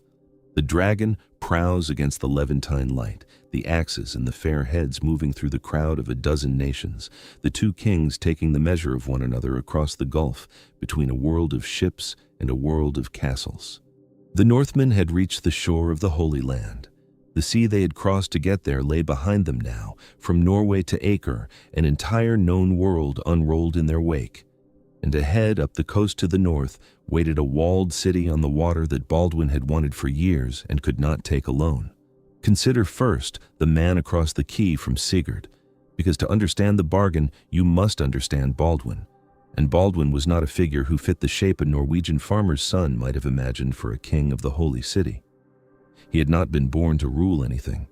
He was the youngest of several brothers in the house of Boulogne, one of those minor Frankish noble lines that produced more sons than land, and by the ordinary arithmetic of feudal inheritance, the youngest son got the leavings, which is to say, very little. So the family did what families did with their surplus sons. They sent him to the church. Baldwin was educated for a clerical life, tonsured, set on the road to a bishopric or an abbey, a life of prayer and administration, and the slow accumulation of ecclesiastical rents. It did not take. Somewhere in the young man there was a hunger the cloister could not feed, and he left the church for the sword, and when his brother Godfrey took the cross and rode east with the great host of the First Crusade, Baldwin rode with him.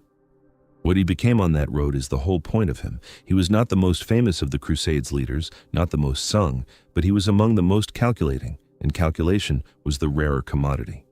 While the main host ground its way toward Jerusalem, Baldwin peeled off eastward toward the Armenian city of Edessa, and there, by a combination of nerve, marriage, and the timely death of his hosts, he made himself a count of a territory that had never belonged to a Frank in living memory. He understood something that many of his fellow crusaders, drunk on the idea of the enterprise, did not, that the Holy Land could not be held by piety. It could only be held by land, by castles, by fleets, by the patient, unglamorous machinery of a state. When his brother Godfrey died in the summer of 1100, Godfrey, who had refused to call himself king in the city where Christ was crowned with thorns, who had taken instead the title Advocate of the Holy Sepulchre, as though ashamed to reign, Baldwin came south and took the crown without hesitation. He had himself crowned king in Bethlehem at Christmas of that year. He suffered from no scruple that the possession of Jerusalem could not survive. For 10 years since, he had ruled a kingdom that had no right to exist. Look at what he held, and the wonder is that it held it all. A thin strip of the Levantine coast and its hinterland, a handful of cities, a scatter of castles, an army that could be counted in hundreds of knights on the day of a great muster. To the south lay Fatimid Egypt, a wealthy and ancient power that regarded the Franks as an infestation to be scoured off the coast. To the north and east lay the Seljuk Turks and the emirs of Damascus and Aleppo, and beyond them the deep reservoir of the Islamic world. Baldwin's kingdom was a foreign body lodged in a hostile organism, and the organism had not stopped trying to expel it. He had fought in his 10 years more battles than he could easily have named, and lost some of them badly, and once been given up for dead. He had survived by a quality that reads, across the centuries, less like heroism than like the cold competence the sagas prized in their own great men, the ability to see a situation exactly as it was, and to act on precisely that. In this, he and Sigurd were more alike than either could have known. Two men from opposite ends of the earth, formed by the same rare discipline of clear sight, and Baldwin, seeing clearly, saw the single flaw that ran through everything he had built. His kingdom faced the sea, and he had no navy. This is the fact on which the whole bargain turns, and it is worth dwelling on, because it is not obvious to us in an age that maps power onto land. The cities that mattered on this coast were harbor cities, Acre, Tyre, Sidon, Beirut, Tripoli, and a harbor city could not truly be besieged from the land alone. So long as its harbor stayed open, ships could come and go, bring in grain and fresh troops, carry out the wounded, resupply the defenders indefinitely, and slip out under cover of night to fetch help. A landward siege of a port was a siege with a hole in the bottom of it. The defenders simply had to wait, fed from the sea, until the besiegers exhausted themselves and went home. Baldwin had learned this the hard way. The ports he did hold, he held largely because Italian fleets, Genoese, Pisan, Venetian, had come out in force and closed off the water while his knights closed off the land. But the Italians came when it suited their commerce and left when it did not, and their price was steep. Whole quarters of the conquered cities signed over to their merchants. Baldwin was perpetually short of ships and perpetually dependent on men whose loyalty was measured in trading privileges. He needed a fleet of his own, or the loan of one, and here, into his harbor at Acre, in the summer of 1110, sailed 60 dragon-headed longships crewed by thousands of the most feared fighting men in the Christian world, commanded by a boy king who had crossed a quarter of the earth for the express purpose of doing exactly the kind of thing Baldwin needed done. It is difficult to overstate how extraordinary this must have looked from the walls of the Frankish kingdom. The chronicler recorded that the inhabitants of Jerusalem beheld with surprise, mingled with their joy, the enormous battle axes, the light hair, and the lofty stature of the pilgrims from Norway, and that the presence of these redoubtable warriors was the sure presage of victory. Set aside the flourish of a later pen, and there is something true underneath it. These were men from beyond the northern rim of the known world, men whose grandfathers had been pagans, whose ancestors had terrorized Christendom itself, and they had come down the whole length of the earth under the sign of the cross.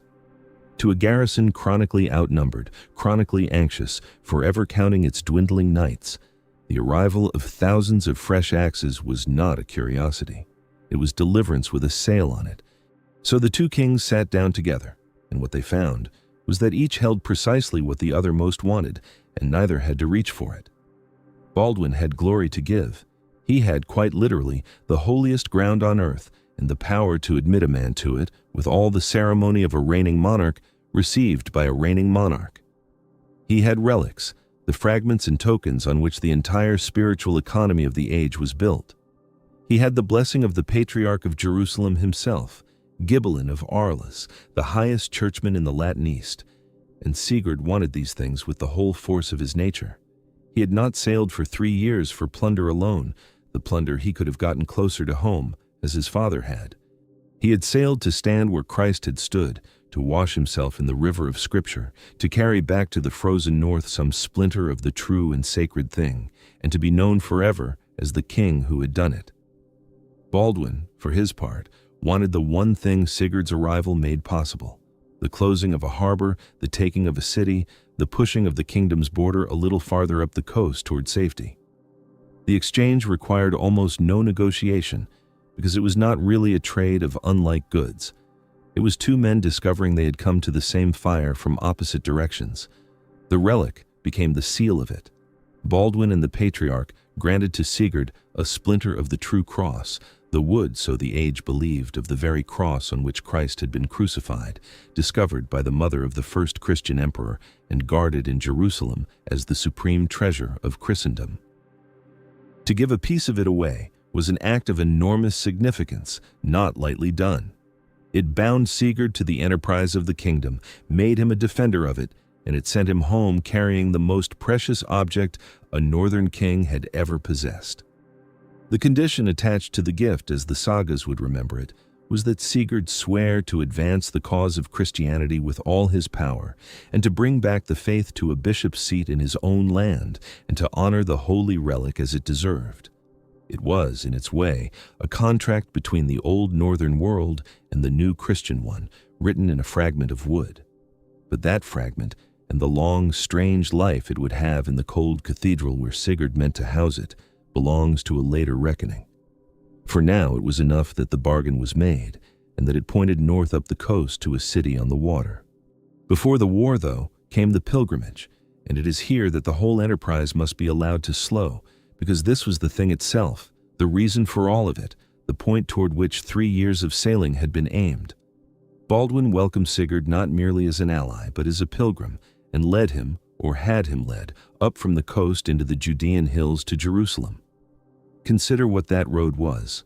A traveler leaves the fertile coastal plain and climbs, and the land dries and hardens as he rises, terraced hillsides giving way to bare rock and the gray-green of olive and thorn scrub, the air thinning and cooling, until at last the road tops a ridge, and there, spread on its own hills, is the city. For a man raised among the fjords, among rain and pine and the deep saturated green of the Norwegian west, this was a landscape from another creation entirely, a country of stone and light and thirst, the very ground pale and biblical, exactly as the priests had described it, and yet nothing like what the mind had built from their descriptions. And the city, when they reached it, cannot have matched the Jerusalem they carried in their heads.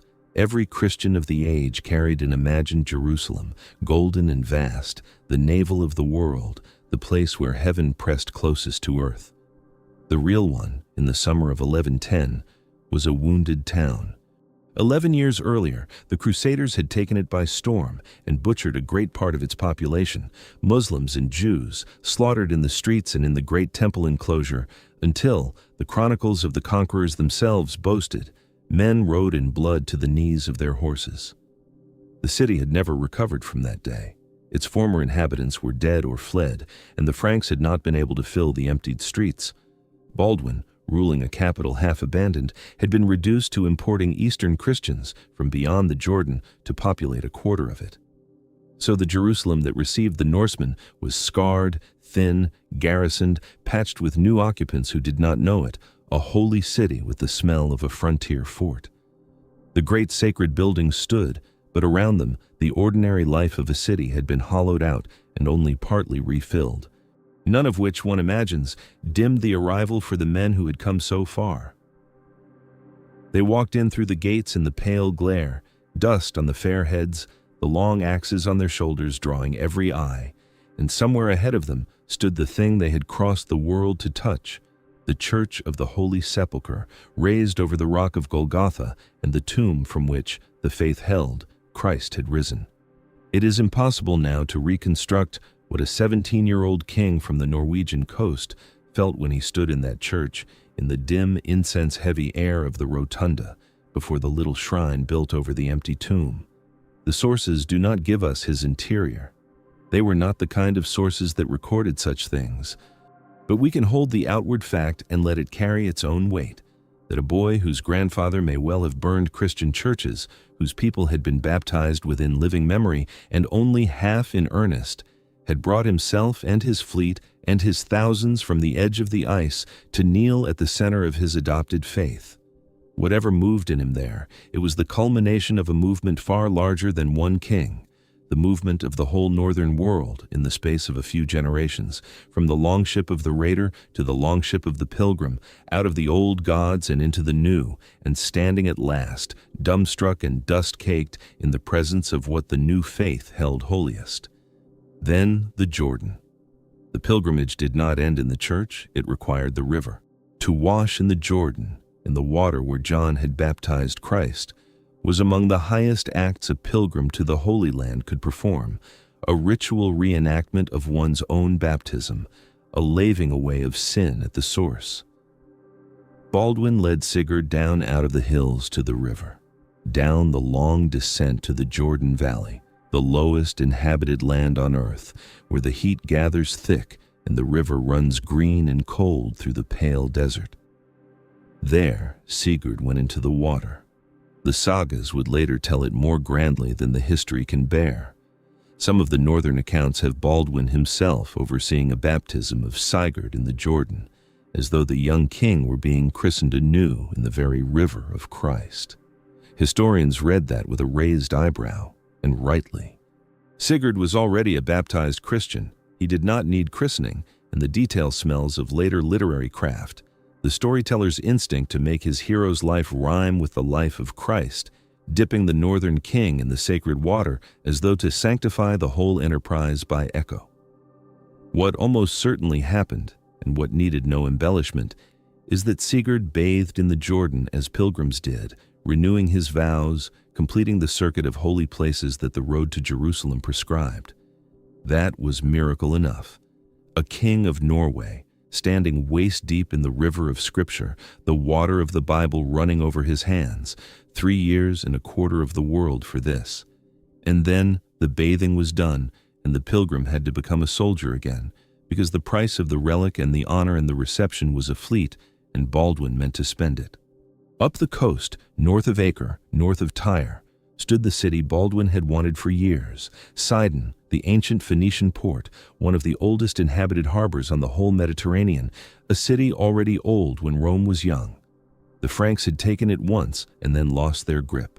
The Fatimids had refortified it in 1098, and since then it had sat on the coast like a splinter driven into Baldwin's kingdom, a hostile harbor between his cities, a base from which the sea could be contested. It commanded a stretch of the coast road that pilgrims and armies had to travel. Baldwin had tried before to take it and failed, and he had failed for exactly the reason he always failed against a port. He could not close the harbor. Sidon could be resupplied from Fatimid-held Tyre, just down the coast, fed and reinforced by sea faster than any landward siege could starve it. Baldwin had the land side of the problem well in hand.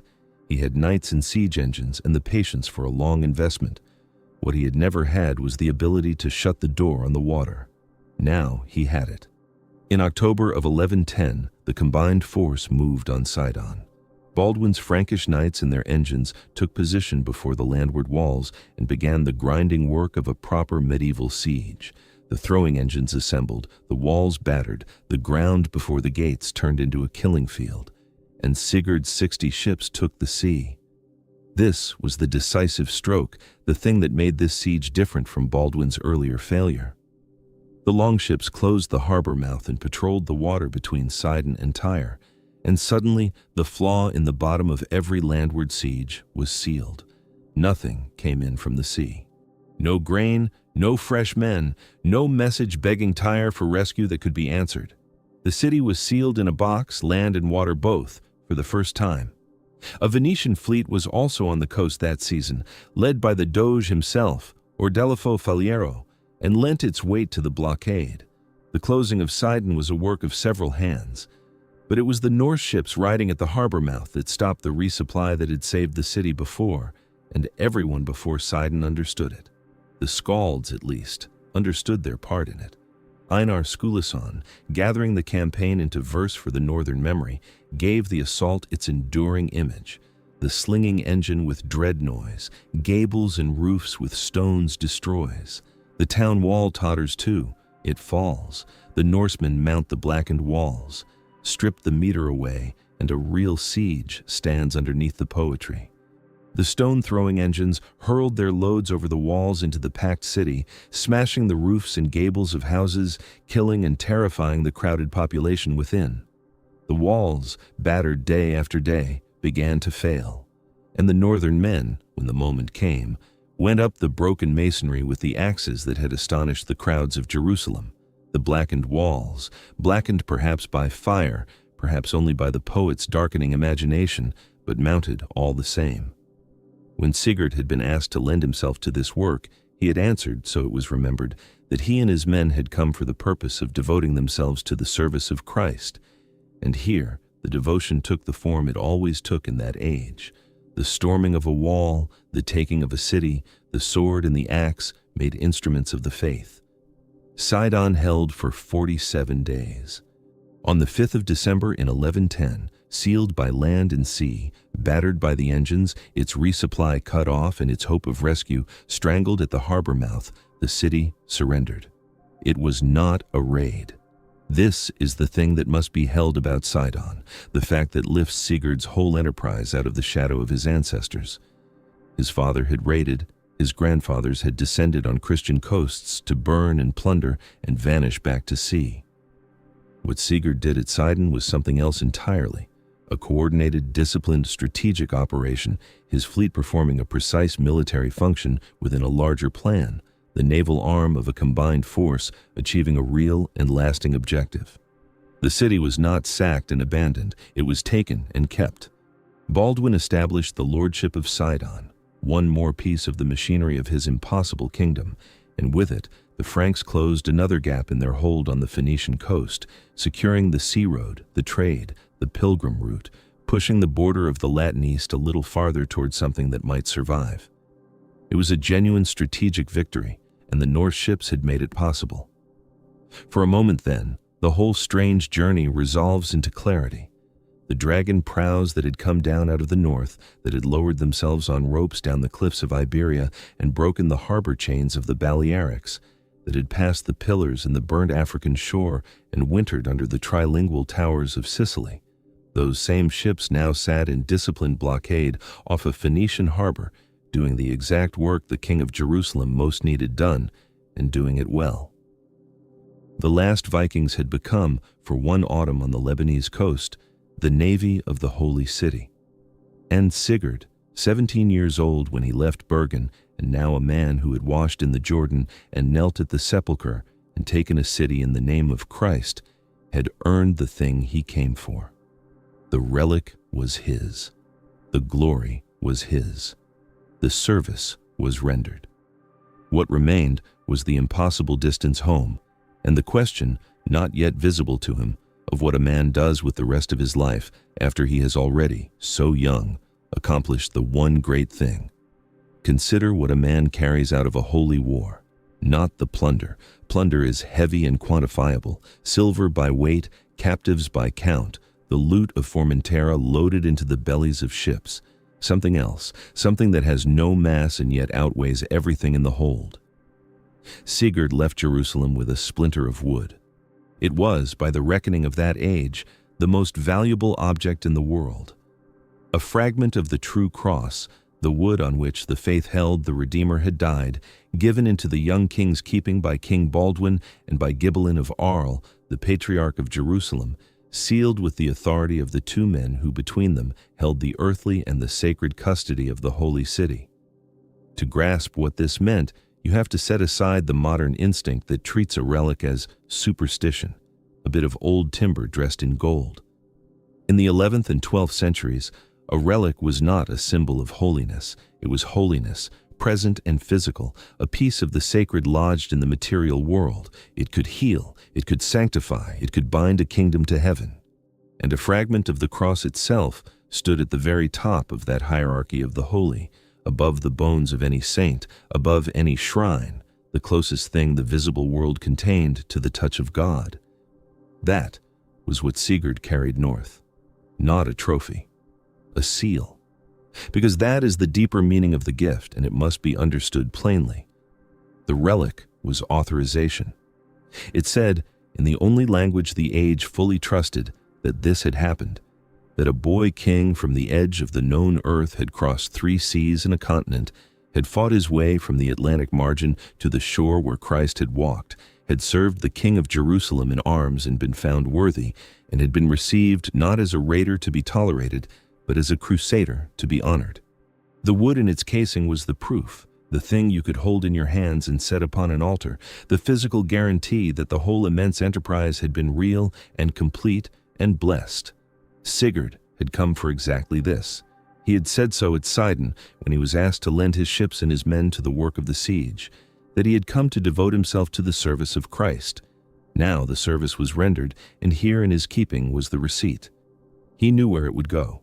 The splinter was destined for Trondheim, for the shrine of St. Olaf, Olaf Haraldsson, the king who had died at Stiklestad 4 generations before and been remade in death into the patron saint of Norway, the axis around which the young Christian identity of the North was learning to turn. Sigurd would carry a fragment of the cross of Christ from the Holy Sepulchre to the tomb of Norway's own martyr king, and in that single act he would knit the two together, the universal faith of Christendom and the particular, half-formed, still pagan-scented faith of his own people. It was, whatever else it was, a work of extraordinary imagination. A boy who could barely have understood at the outset what he was setting in motion had ended by fetching the holiest object in the world to the coldest and youngest corner of the Christian map. And yet, this is where the story turns quietly, without announcement. The relic is not the only thing to weigh. There is also what he left behind. Some of his men did not come home. The sources are spare on this, as they are spare on nearly everything that does not concern the king himself, but the shape of it is clear, and it is one of the most human facts in the whole account. Of the thousands who had left Bergen in the autumn of 1107, the crews of 60 ships, the warriors and the rowers and the hangers-on, the men who had buried comrades to fever off the Iberian coast and to arrows on the walls of Sidon, some number, when the moment came to turn for home, chose not to. They stayed. Some settled in the Latin East, in the newly won ports and lordships of that fragile crusader kingdom, taking land or wages, or simply the warm, strange life of the southern shore over the long gray return to the fjords.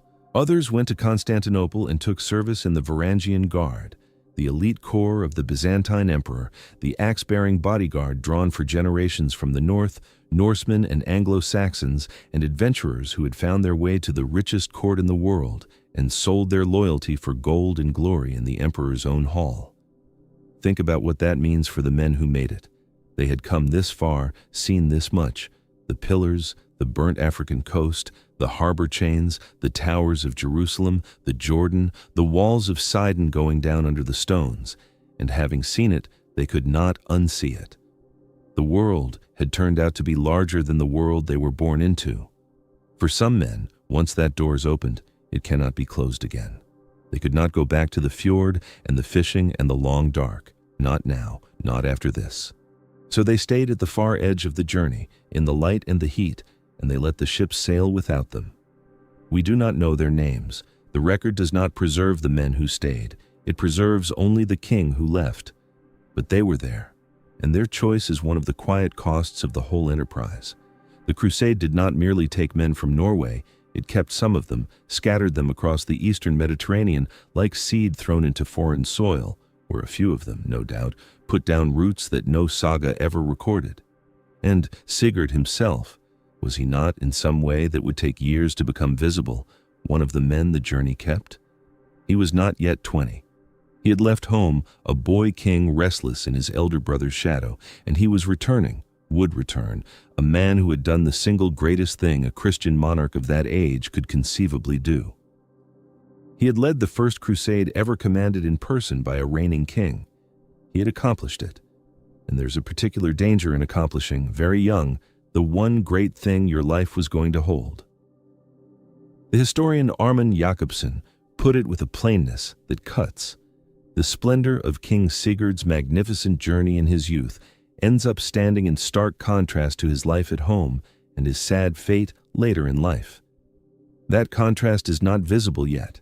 Standing on the shore at Sidon in the winter of 1110, the relic in his keeping and the glory fresh upon him, there is no shadow on the young king.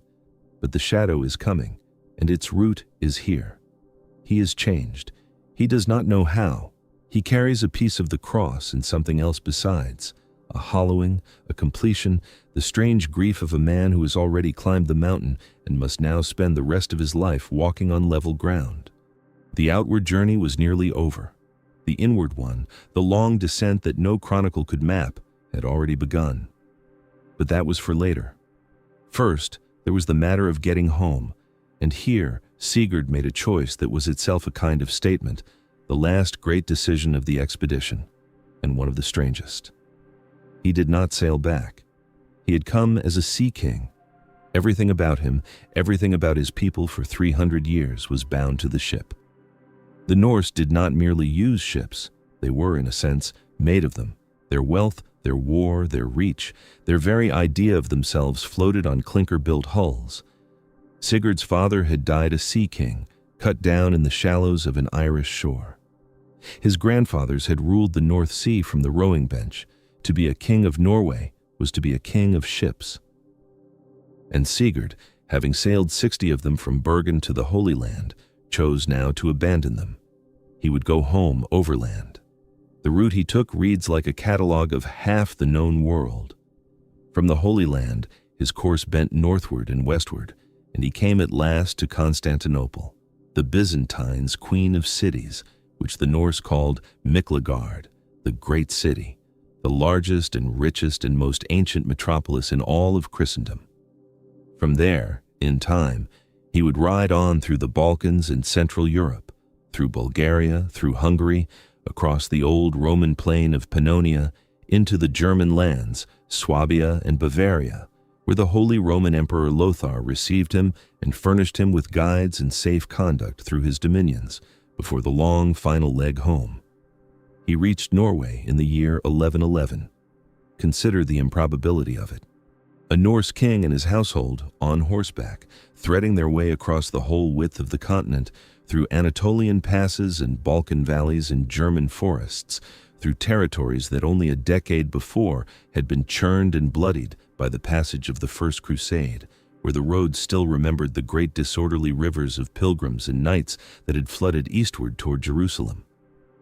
And now, moving against that current, going the other way, came a small procession out of the far north, the man who had actually reached the goal, riding home overland like a pilgrim, his fleet given away, his sea kingship set down.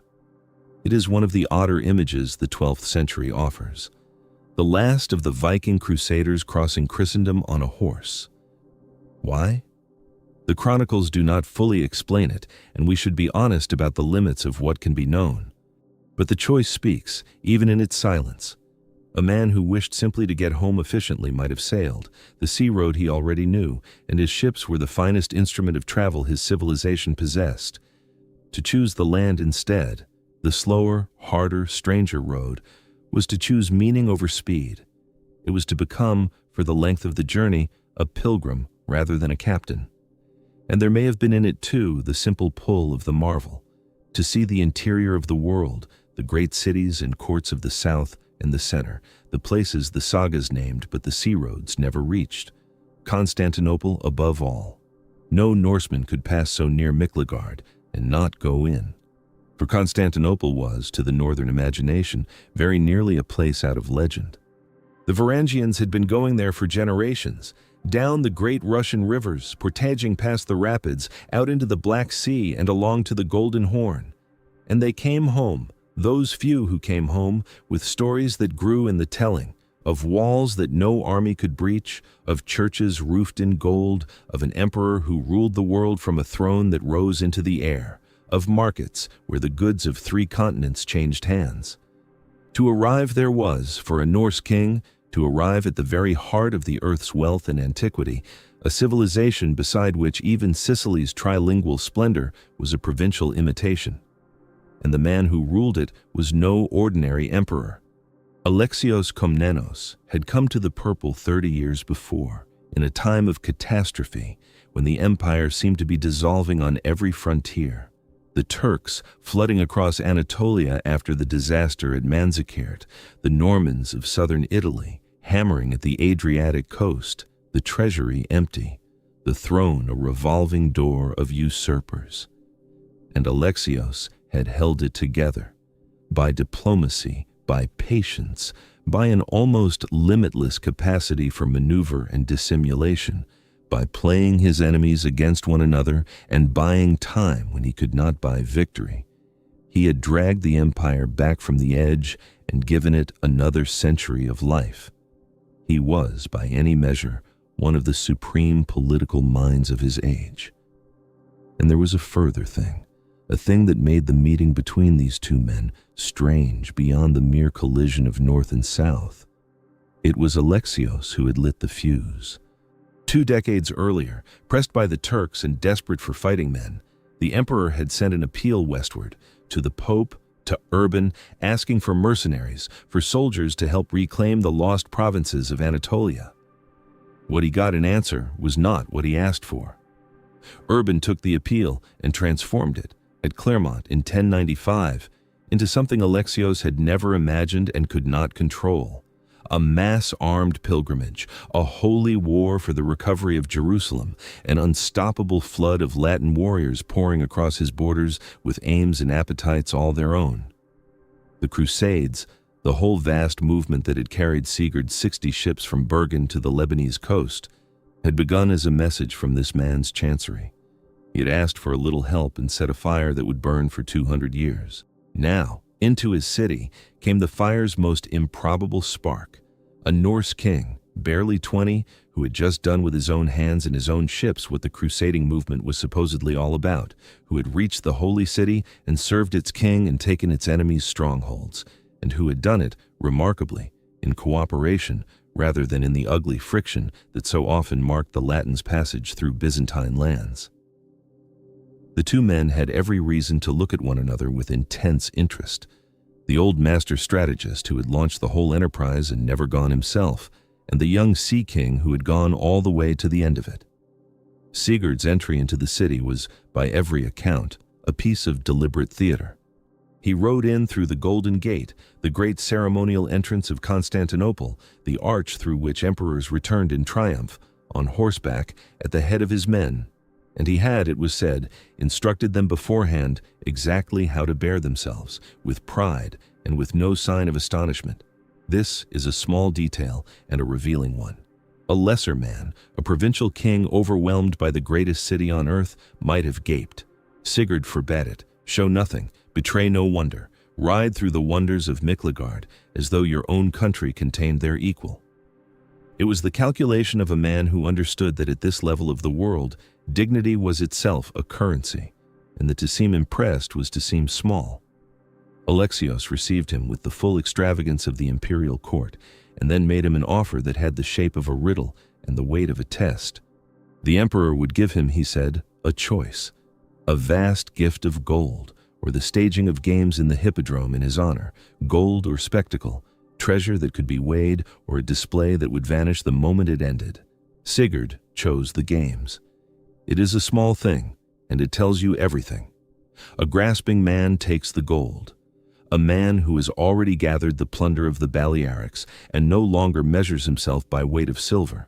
A man who has begun perhaps to understand that his wealth will be his story and not his hoard, chooses the spectacle. He chose to be honored rather than paid, and the hippodrome delivered. The great arena of Constantinople was the theater of the empire's public life, a vast oval ringed with tiers of stone, its central spine crowded with monuments hauled in from across the ancient world, obelisks, columns, and among them the famous bronze horses and statues that the city's long memory had accumulated over 1,000 years. Here, Alexios staged for his northern guest a display of everything the empire could summon. There were races, there was music, and there was fire, Greek fire, the empire's terrible secret weapon, the liquid flame that could not be quenched and that had burned enemy fleets to the waterline in the harbors of the east, deployed here not as a weapon, but as a marvel, spectacle for its own sake. The Norse memory of it, carried home and set down at last in the Heimskringla, reached for hyperbole, and found something close to the sublime. The music and the fireworks were so magnificent, it was said, that the bronze statues of the arena seemed to come alive. And woven through the spectacle was a game within the game, a piece of Byzantine ceremonial that Sigurd's men brought home, half understood and wholly delighted. The emperor's men competed against the Norsemen in the races, and the Greeks had a saying about it, a kind of omen dressed as sport, that if the king won more races than the queen, he would also win victory when next he went on campaign. It is a marvelous fragment, the two courts, north and south, meeting on the sand of the hippodrome, playing at prophecy, the outcome of a horse race read as a sign of wars not yet fought. Whether Sigurd won his races, the sources do not clearly say. But the moment survives. The young Jerusalem farer, seated among the monuments of 1,000 years, watching the fire and the horses, being told by his hosts that his fortunes in future battles hung on the turning of a wheel in the greatest arena on earth. He stayed a while in the city, honored and feasted, moving through the marble courts of a civilization that had been ancient when his own people were still nameless. And when at last he made ready to go, he did the thing that gives this whole passage its enduring image, the gesture that seals the transformation the journey had worked in him. He gave Alexios his ships, all of them, the 60 longships, or what remained of them after 4 years and 3 seas, and with them their dragon-headed prows, the carved beast heads that had ridden at the front of every Norse fleet since before memory, the snarling figureheads that had terrified the coasts of Christendom for 3 centuries. Sigurd handed them over to the Byzantine emperor as a parting gift. In return, Alexios gave him horses and guides and supplies for the long road home. Sit with the image. The dragons of Norway, planted at the gates of Byzantium, the very prows that had come down out of the northern dark, that had been lowered on ropes down the cliffs of Iberia and driven through the broken harbor chains of the Balearics, that had ridden in disciplined blockade off the shore of Sidon. Those beast heads now given up, surrendered, left behind in the harbor of Miklagard.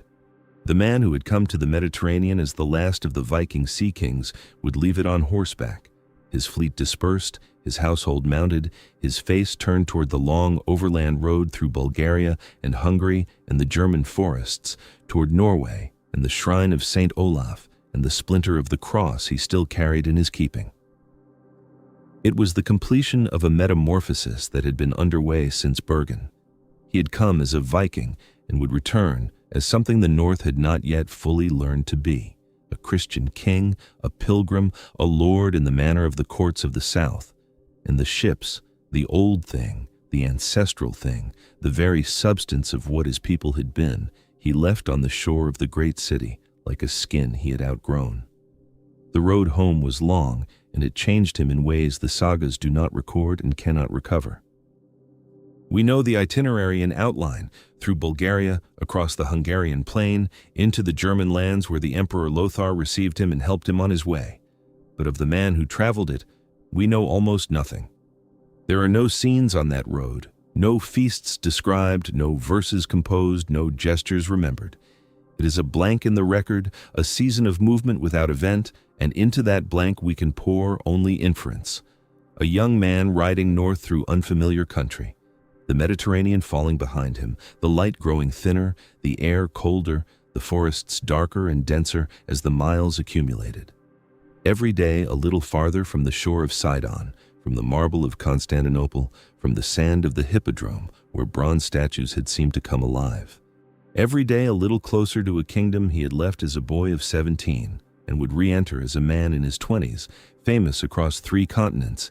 And yet, in a sense, the record only gradually reveals, entirely without a place to put that fame. He reached Norway in 1111. 4 years after the 60 ships had cleared the harbor at Bergen, the Jerusalem farer came home. And here, the story does something that the shape of a triumphant homecoming should not permit. It goes quiet. It goes flat. It refuses, almost pointedly, to give us the scene we expect, the crowds on the shore, the bells, the king borne up through the streets on the shoulders of a grateful people.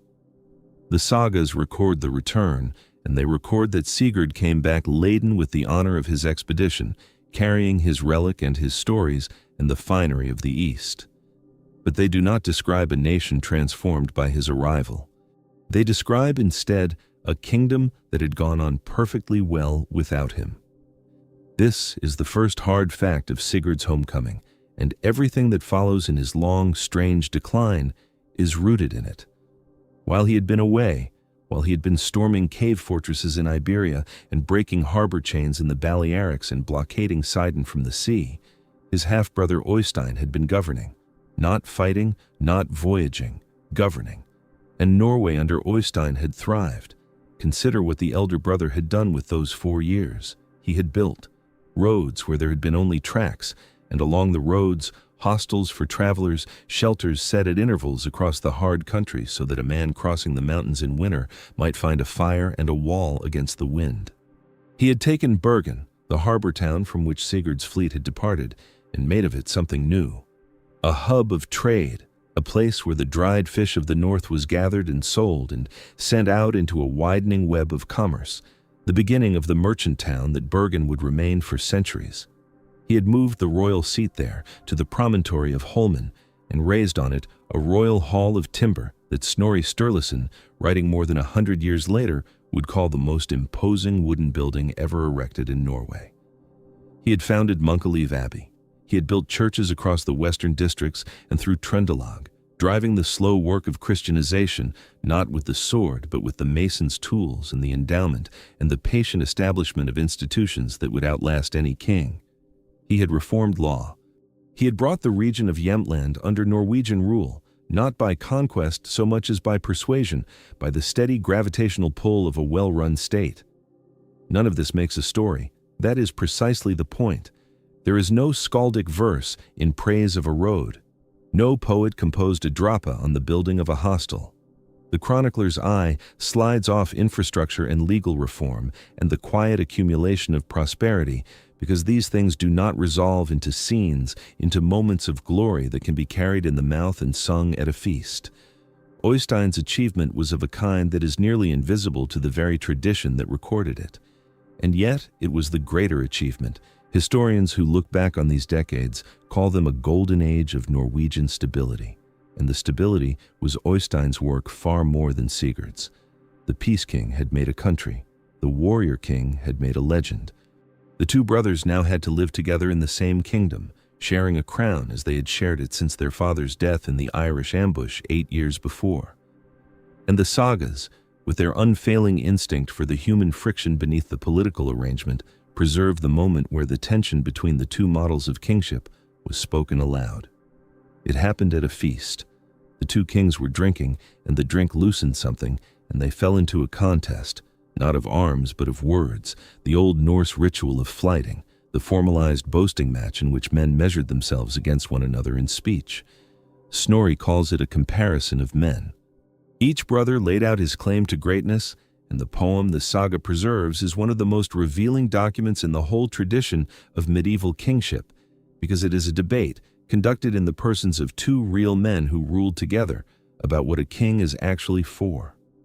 Sigurd spoke of what he had done. He had gone farther than any Norwegian king before him. He had fought in the service of Christ in lands whose names most of his subjects had never heard. He had been received by the king of Jerusalem and the emperor of Constantinople. He had won battles on foreign shores, taken cities, gathered plunder and glory in the honor of Christendom. He could ride and swim and fight. He had proven himself in the arena where men are truly proven, which is combat. He was, in short, everything the old world had understood a king to be: the war leader, the ring giver, the man who goes out into danger and comes back covered in the world's esteem. And Øystein answered him, quietly, in the saga's telling, and devastatingly. While you were away, the elder brother said in effect, I was here. I built the hall we are sitting in. I built the roads your messengers ride and the hostels your travelers sleep in. I made laws that protect the weak and bind the strong. I built churches for the salvation of the people's souls. I improved the harbors and grew the trade and enlarged the kingdom. You won honor abroad, brother, but I did the work of the realm at home. And which of these, in the end, serves the people who actually live in Norway? It is a genuine argument, and the saga does not settle it, or rather, it settles it in a way that surprises. because the words that the tradition preserves as Sigurd's, spoken at the end of that contest, are words of humility. "There is not much," he is remembered to have said, "that I can speak of compared to what thou hast achieved." The warrior king, the Jerusalem farer, the man whose ships had ridden 3 seas, conceded the field to his brother. Whether Sigurd truly spoke those words we cannot know. The flyting is a set piece, shaped and polished by generations of retelling before Snorri set it down. But something in the tradition wanted him to say it. Something in the Norse memory understood that Oystein had won. And here is where the 2 beats of this story fold into one. Because the concession, if it happened, was not merely gracious, it was an admission of a void. Sigurd looked at what his brother had made. The roads, the churches, the thriving town, the just laws, the whole functioning apparatus of a country at peace. And he understood in some manner that the saga renders as humility, but that ran deeper than humility, that there was no place in it for him. This is the wound at the center of Sigurd's remaining 20 years, and it is worth dwelling on, because it is the most modern thing in the whole medieval story. He had been forged for one purpose. Everything in his makeup, everything his father had bequeathed him and his own restless nature had sharpened, was oriented toward extremity, toward the voyage, the siege, the battle, the moment where a man's whole self is gathered and spent against a mortal test. For 4 years he had lived inside that extremity almost without pause. The Atlantic in autumn, the burning coast of Sintra, the cave fortress and the harbor chains, the blockade off Sidon in the winter rain, the bath in the Jordan, the sepulchre, the emperor's table, the fire, and the horses in the arena. He had lived at the highest pitch a human life can sustain day after day for longer than most men's whole military careers. And then he came home, and the pitch dropped to nothing, and there was nothing to fill the silence it left behind. The sagas notice the men, not just the king. They record that Sigurd's crusaders back in Norway did not settle easily. They had seen the wide world, they had worn the finery of the East, and they carried themselves, the tradition says, as though they were better than the men who had stayed home. There was friction. Men who had fought their way to the end of the earth and back could not simply pick up the rhythms of a farm, a fishing boat, a peaceful market town. They had been somewhere the others had not, done things the others had not, and the knowledge sat in them like a splinter, dividing them from their own people. This is the oldest wound of the returning soldier, and the sagas, without any of our vocabulary for it, saw it plainly. The men who came back from the crusade were not the men who had left, and the Norway they came back to had no use for what they had become.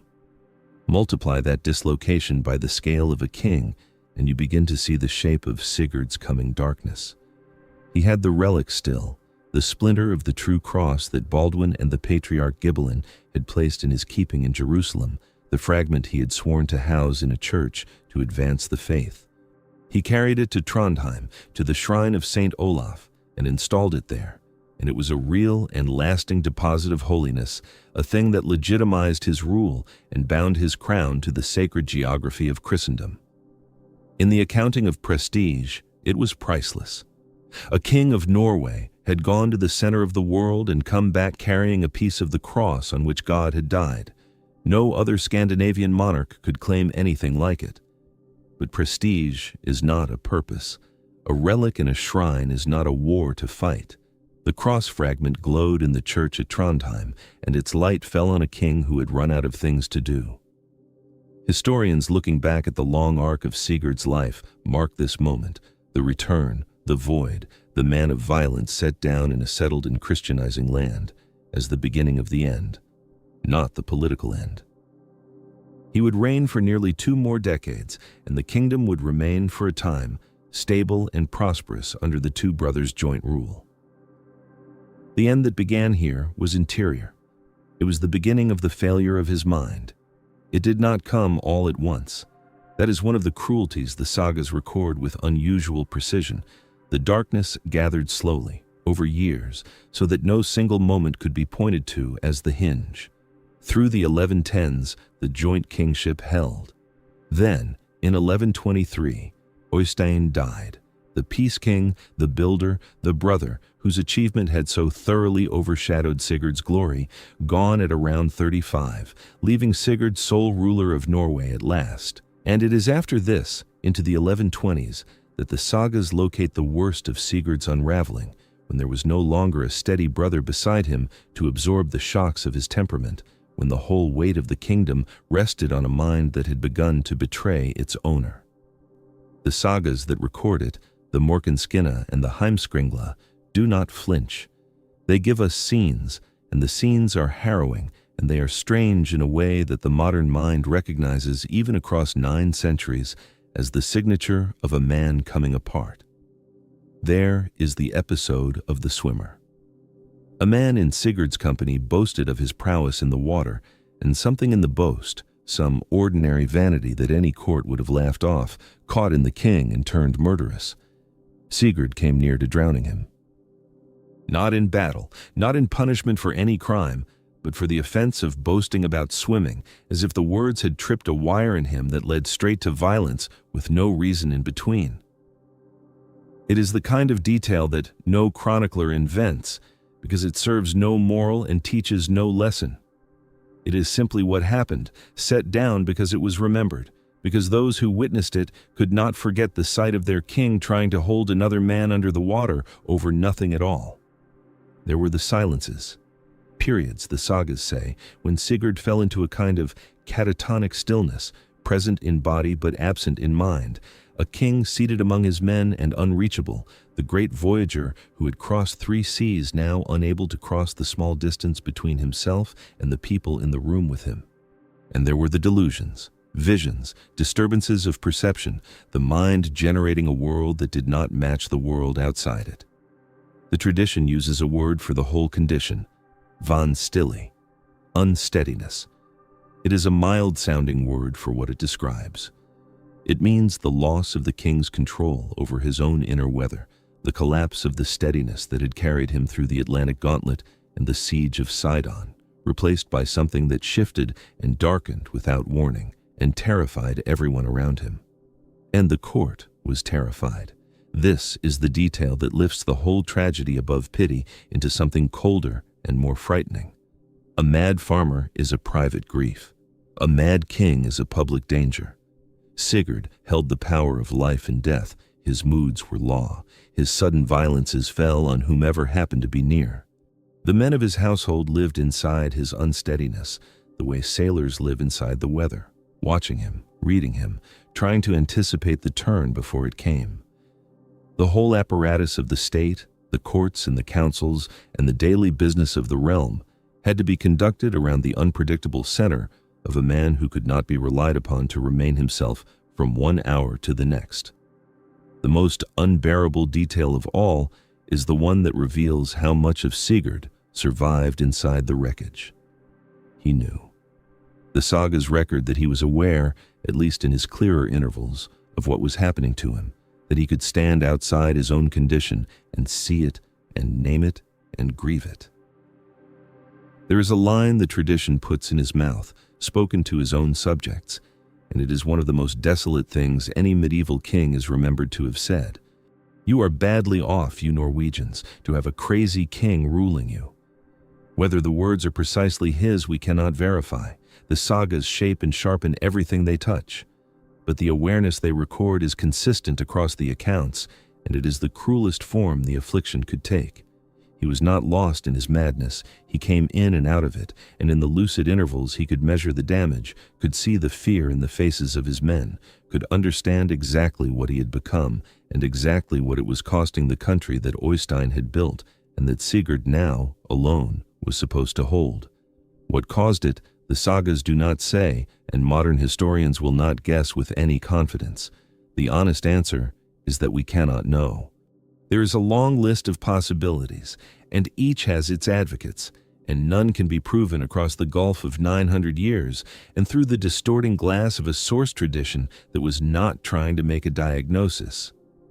Some point to the psychic weight of the crusade itself, years of continuous extreme violence, the killing and the sieges and the sea danger, absorbed by a mind that had no framework for processing them and no rest in which to recover. The returning soldier's wound, carried home from Sidon and the Iberian coast, and never healed. Others point to drink, the heavy drinking of a warrior court with nothing left to fight, alcohol working its slow corrosion on a man already unmoored. Others suspect an organic illness, something physical in the brain running its course toward the end. There were even whispers later of poison. We do not know. We are not meant to pretend to know. What the sources give us is not a cause, but a spectacle. A man who had gone to the center of the Christian world and been received by its emperors, now unable to govern the single kingdom of his own mind. And the contrast is the whole point. The contrast the Heimskringla itself draws deliberately, setting the splendor of Sigurd's youth against the wreckage of his age. The boy who had cleared Bergen harbor with 60 dragon-prowed ships, the young king who had watched Greek fire burn on the water and the bronze statues seem to come alive in the hippodrome, the pilgrim who had bathed in the Jordan and knelt at the sepulchre and carried a splinter of the cross home across the German forests. All of that light gathered into one life, and then the slow guttering of it, year by year, into silence and violence and the terrible clear-eyed knowledge of his own collapse. The same man. The same red-haired, grave, taciturn king who had left Norway to fight his way to Jerusalem. The world had crowned him, and the world had not changed him back into anyone who could live in peace, and the mind that had held steady through every external danger could not, in the end, hold steady against itself. He would live on into the year 1130, sole king, unsteady, feared, and, in his moments of terrible lucidity, aware. And around him, through the long deterioration, the kingdom went on. The roads Oystein had built, the churches, the thriving town of Bergen, the just laws, the whole quiet machinery of a country that had learned, while its warrior king was away winning glory, how to govern itself. It endured his unsteadiness because Oystein had made it strong enough to endure. That is the final bitter irony threaded through Sigurd's decline. The Peace King's unglamorous work was the very thing that held the realm together while the Crusader's mind came apart. The legend and the governance, set against each other in the flighting at the feast, had been answered by history. The story could not save the storyteller, but the roads and the laws could carry the country through the ruin of the man who had a story and nothing else to hold on to. There is a particular cruelty in the way sovereignty does not depend on soundness. A kingdom does not require its king to be well. It requires only that he be alive and legitimate and crowned, and Sigurd was all three. He remained through every catatonic silence and every violent outburst. The anointed king of Norway, the son of Magnus Barefoot, the man to whom the great oaths had been sworn. There was no mechanism in the Norway of that age for setting aside a living king because his mind had failed. There was no regency council waiting to relieve him, no constitutional path by which the crown might pass, gently, from a man no longer capable of wearing it. He held the throne because the throne could not be taken from him, and so those around him were left to do the only thing they could do, which was to manage him, to work around his unsteadiness the way sailors work around a shifting wind, trimming, adjusting, absorbing the danger and keeping the ship afloat. We are told of the erratic decisions. The sagas record them not as a case history, but as a series of disturbances, moments that broke the ordinary surface of a king's life and lodged in memory precisely because they were wrong. There were the executions. Advisors, men close to him, put to death on grounds the sources leave vague or attribute to no reason that a sound man would recognize. A king in that era held the power of life and death, and no one could easily gainsay him when he exercised it, and so the compulsions of a disordered mind could become, at a word, an actual corpse. This is the horror hidden inside the spectacle. The madness was not merely a private suffering, it had subjects. It had a court full of men who could not know on any given morning whether the king would be lucid or delusional, generous or lethal, and who had to serve him regardless, because he was the king and there was no one else. And the religious transgressions. These the sagas found especially arresting, because Sigurd Jorsalfari, Sigurd the Jerusalem farer, was defined above all men in Norway by his piety. This was the king who had knelt at the Holy Sepulchre, who had carried a fragment of the true cross across a continent, who had sworn before the Patriarch of Jerusalem to advance the faith. Piety was his identity. It was the meaning of his one great deed. And now, in his decline, that identity turned against itself. He demanded meat during the Lenten fast. He is said to have eaten flesh on Fridays, in open violation of the discipline that structured every Christian life of the age. To a medieval audience, this was not a minor lapse. It was a kind of unthinkable inversion. The crusader, the pilgrim, the relic bearer, deliberately breaking the very rules that his crusade had been undertaken to honor. The sagas record it with something like awe at the wrongness of it, the eyes rolling in the head, the refusal of the fast. The man who had gone to the center of Christendom, now transgressing against it at his own table, in his own hall, before his own frightened men. But the most piercing thing the sources preserve is not the violence and not the transgression. It is the lucidity. Because Sigurd, in the intervals when the fog lifted, understood. He knew what he had become. He could stand in the wreckage of his own mind and survey it with a clear and terrible eye, and he could speak about it. And what he said has come down to us across 9 centuries with a force that no invented dialogue could match. He looked at the men around him, his Norwegians, the subjects he could no longer reliably govern, and he told them the truth. "You are badly off, you Norwegians," he said, "to have a crazy king ruling you." He used the word. He named himself. There was no denial in him, no delusion covering the delusion, only the flat honesty of a man who could see his own collapse from the inside and was too proud and too clear-sighted to pretend it was not happening. And then he did something stranger still. Having named his own madness, he defended his own crown. In the same breath, in the same recorded reflection, he looked ahead to what would come after him, and he weighed the alternatives, and he found them worse. "I suspect," he went on, "that you would soon pay in red gold for me to be your king, rather than either Haraldur or Magnus.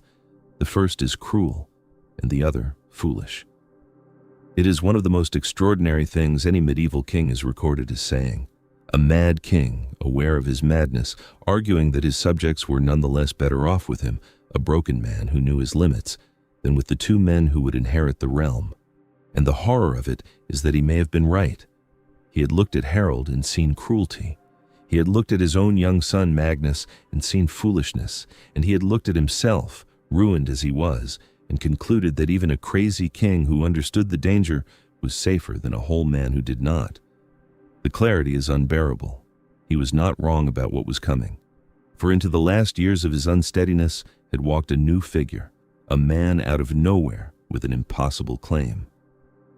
In 1127, there arrived in Norway one who called himself Harold, who said he had come from the Irish lands, and who declared that he was the son of Magnus Barefoot, the same Magnus who had died in that Irish ambush a quarter century before, and therefore Sigurd's own half-brother.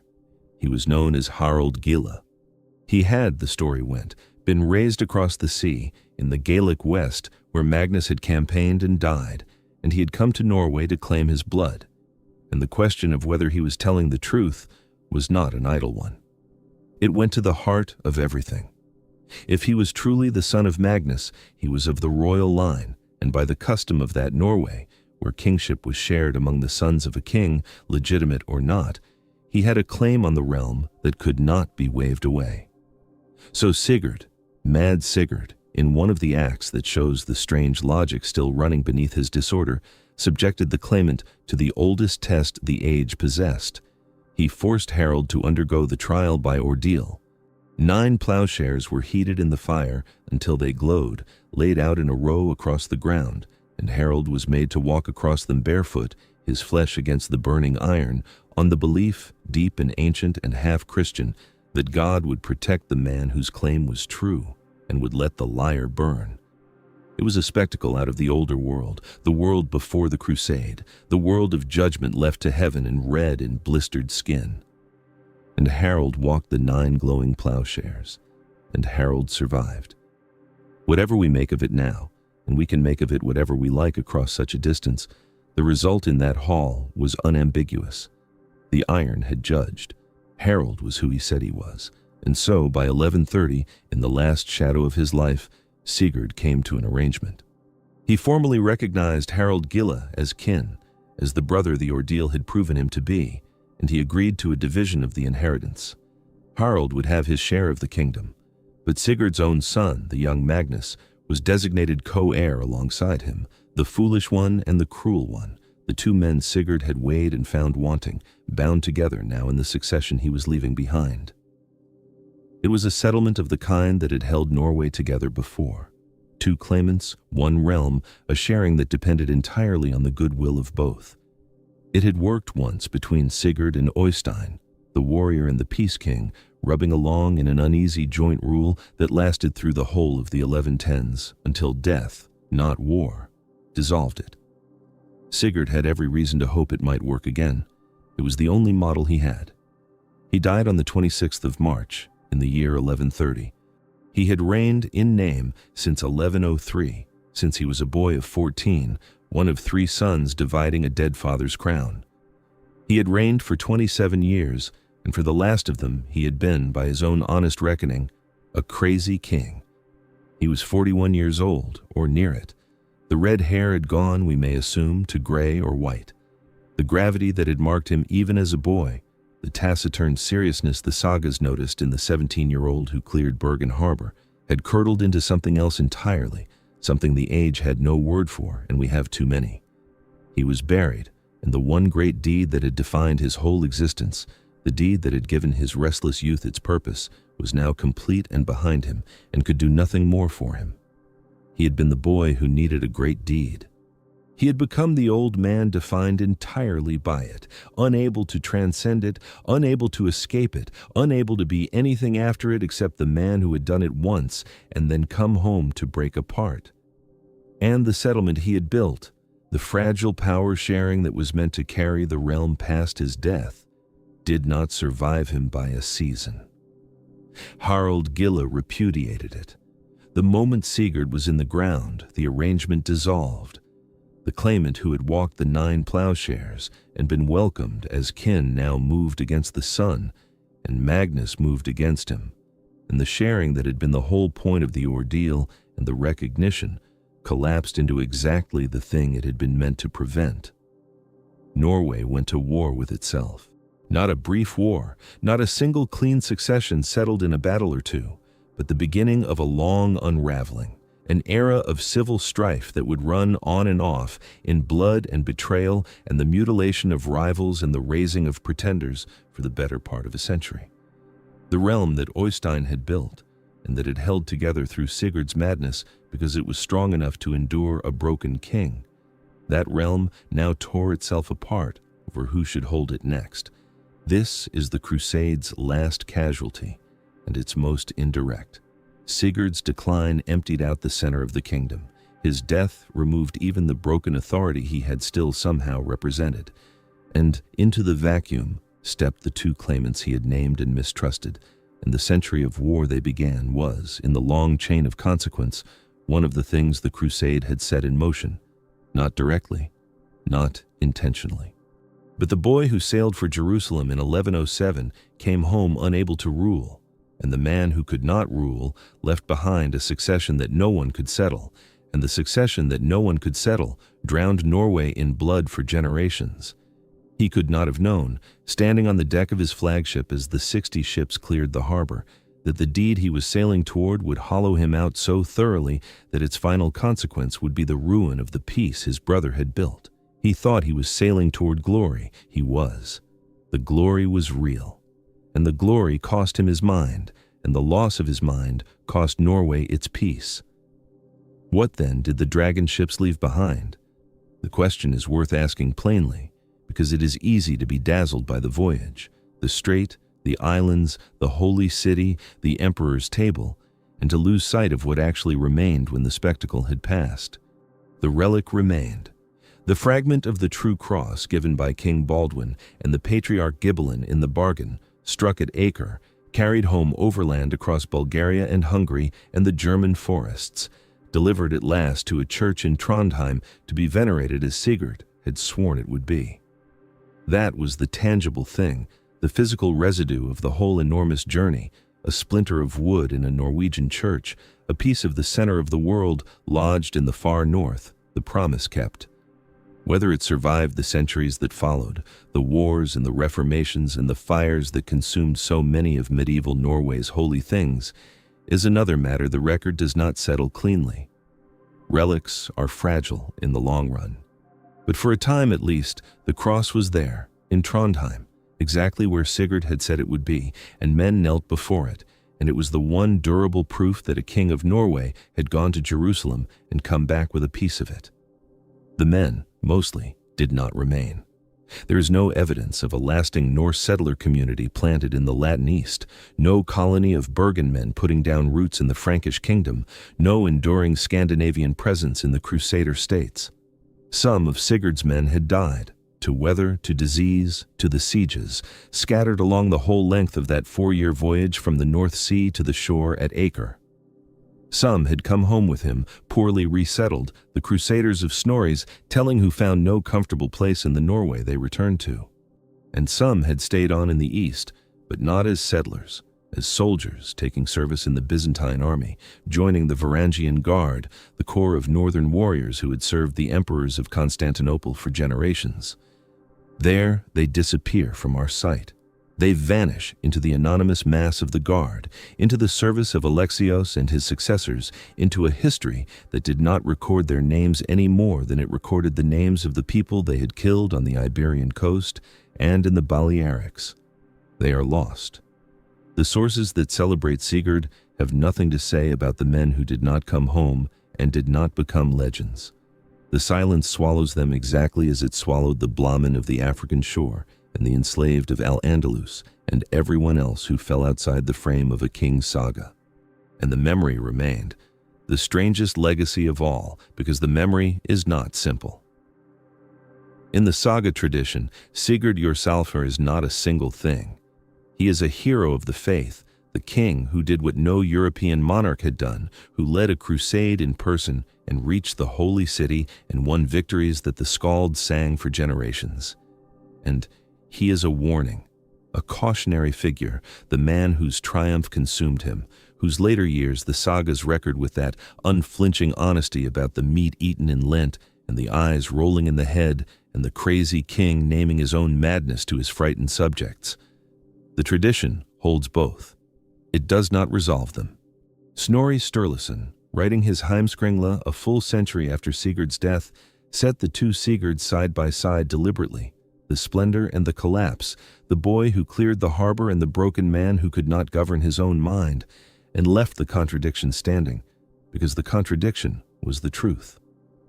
Modern scholars looking at the same records see in the rolled eyes and the transgressions and the catatonic silences the possible signature of severe depression or of trauma or of some affliction we can name in our vocabulary but cannot diagnose across the gulf of centuries. They read the symptoms and reach carefully toward a modern understanding. But the saga tradition needed no diagnosis. It only needed to remember, and it remembered everything, the glory and the ruin together. Pull back then, one last time, to the widest frame. The first Scandinavian crusade was also, very nearly, the last. This is the thing that is easy to miss inside the drama of a single voyage, that it did not begin a movement, it did not open a road that others followed. Sigurd's crusade to the Holy Land stands almost alone in the crusading history of the North. Scandinavia, in the generations that followed, largely sat out the great enterprise in the Levant.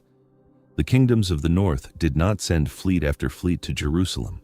When the Scandinavians did take up the cross in earnest, it was closer to home, in the Baltic, along the northern and eastern shores, in the long, grinding crusades against the pagan peoples of that region, a different theater with a different logic.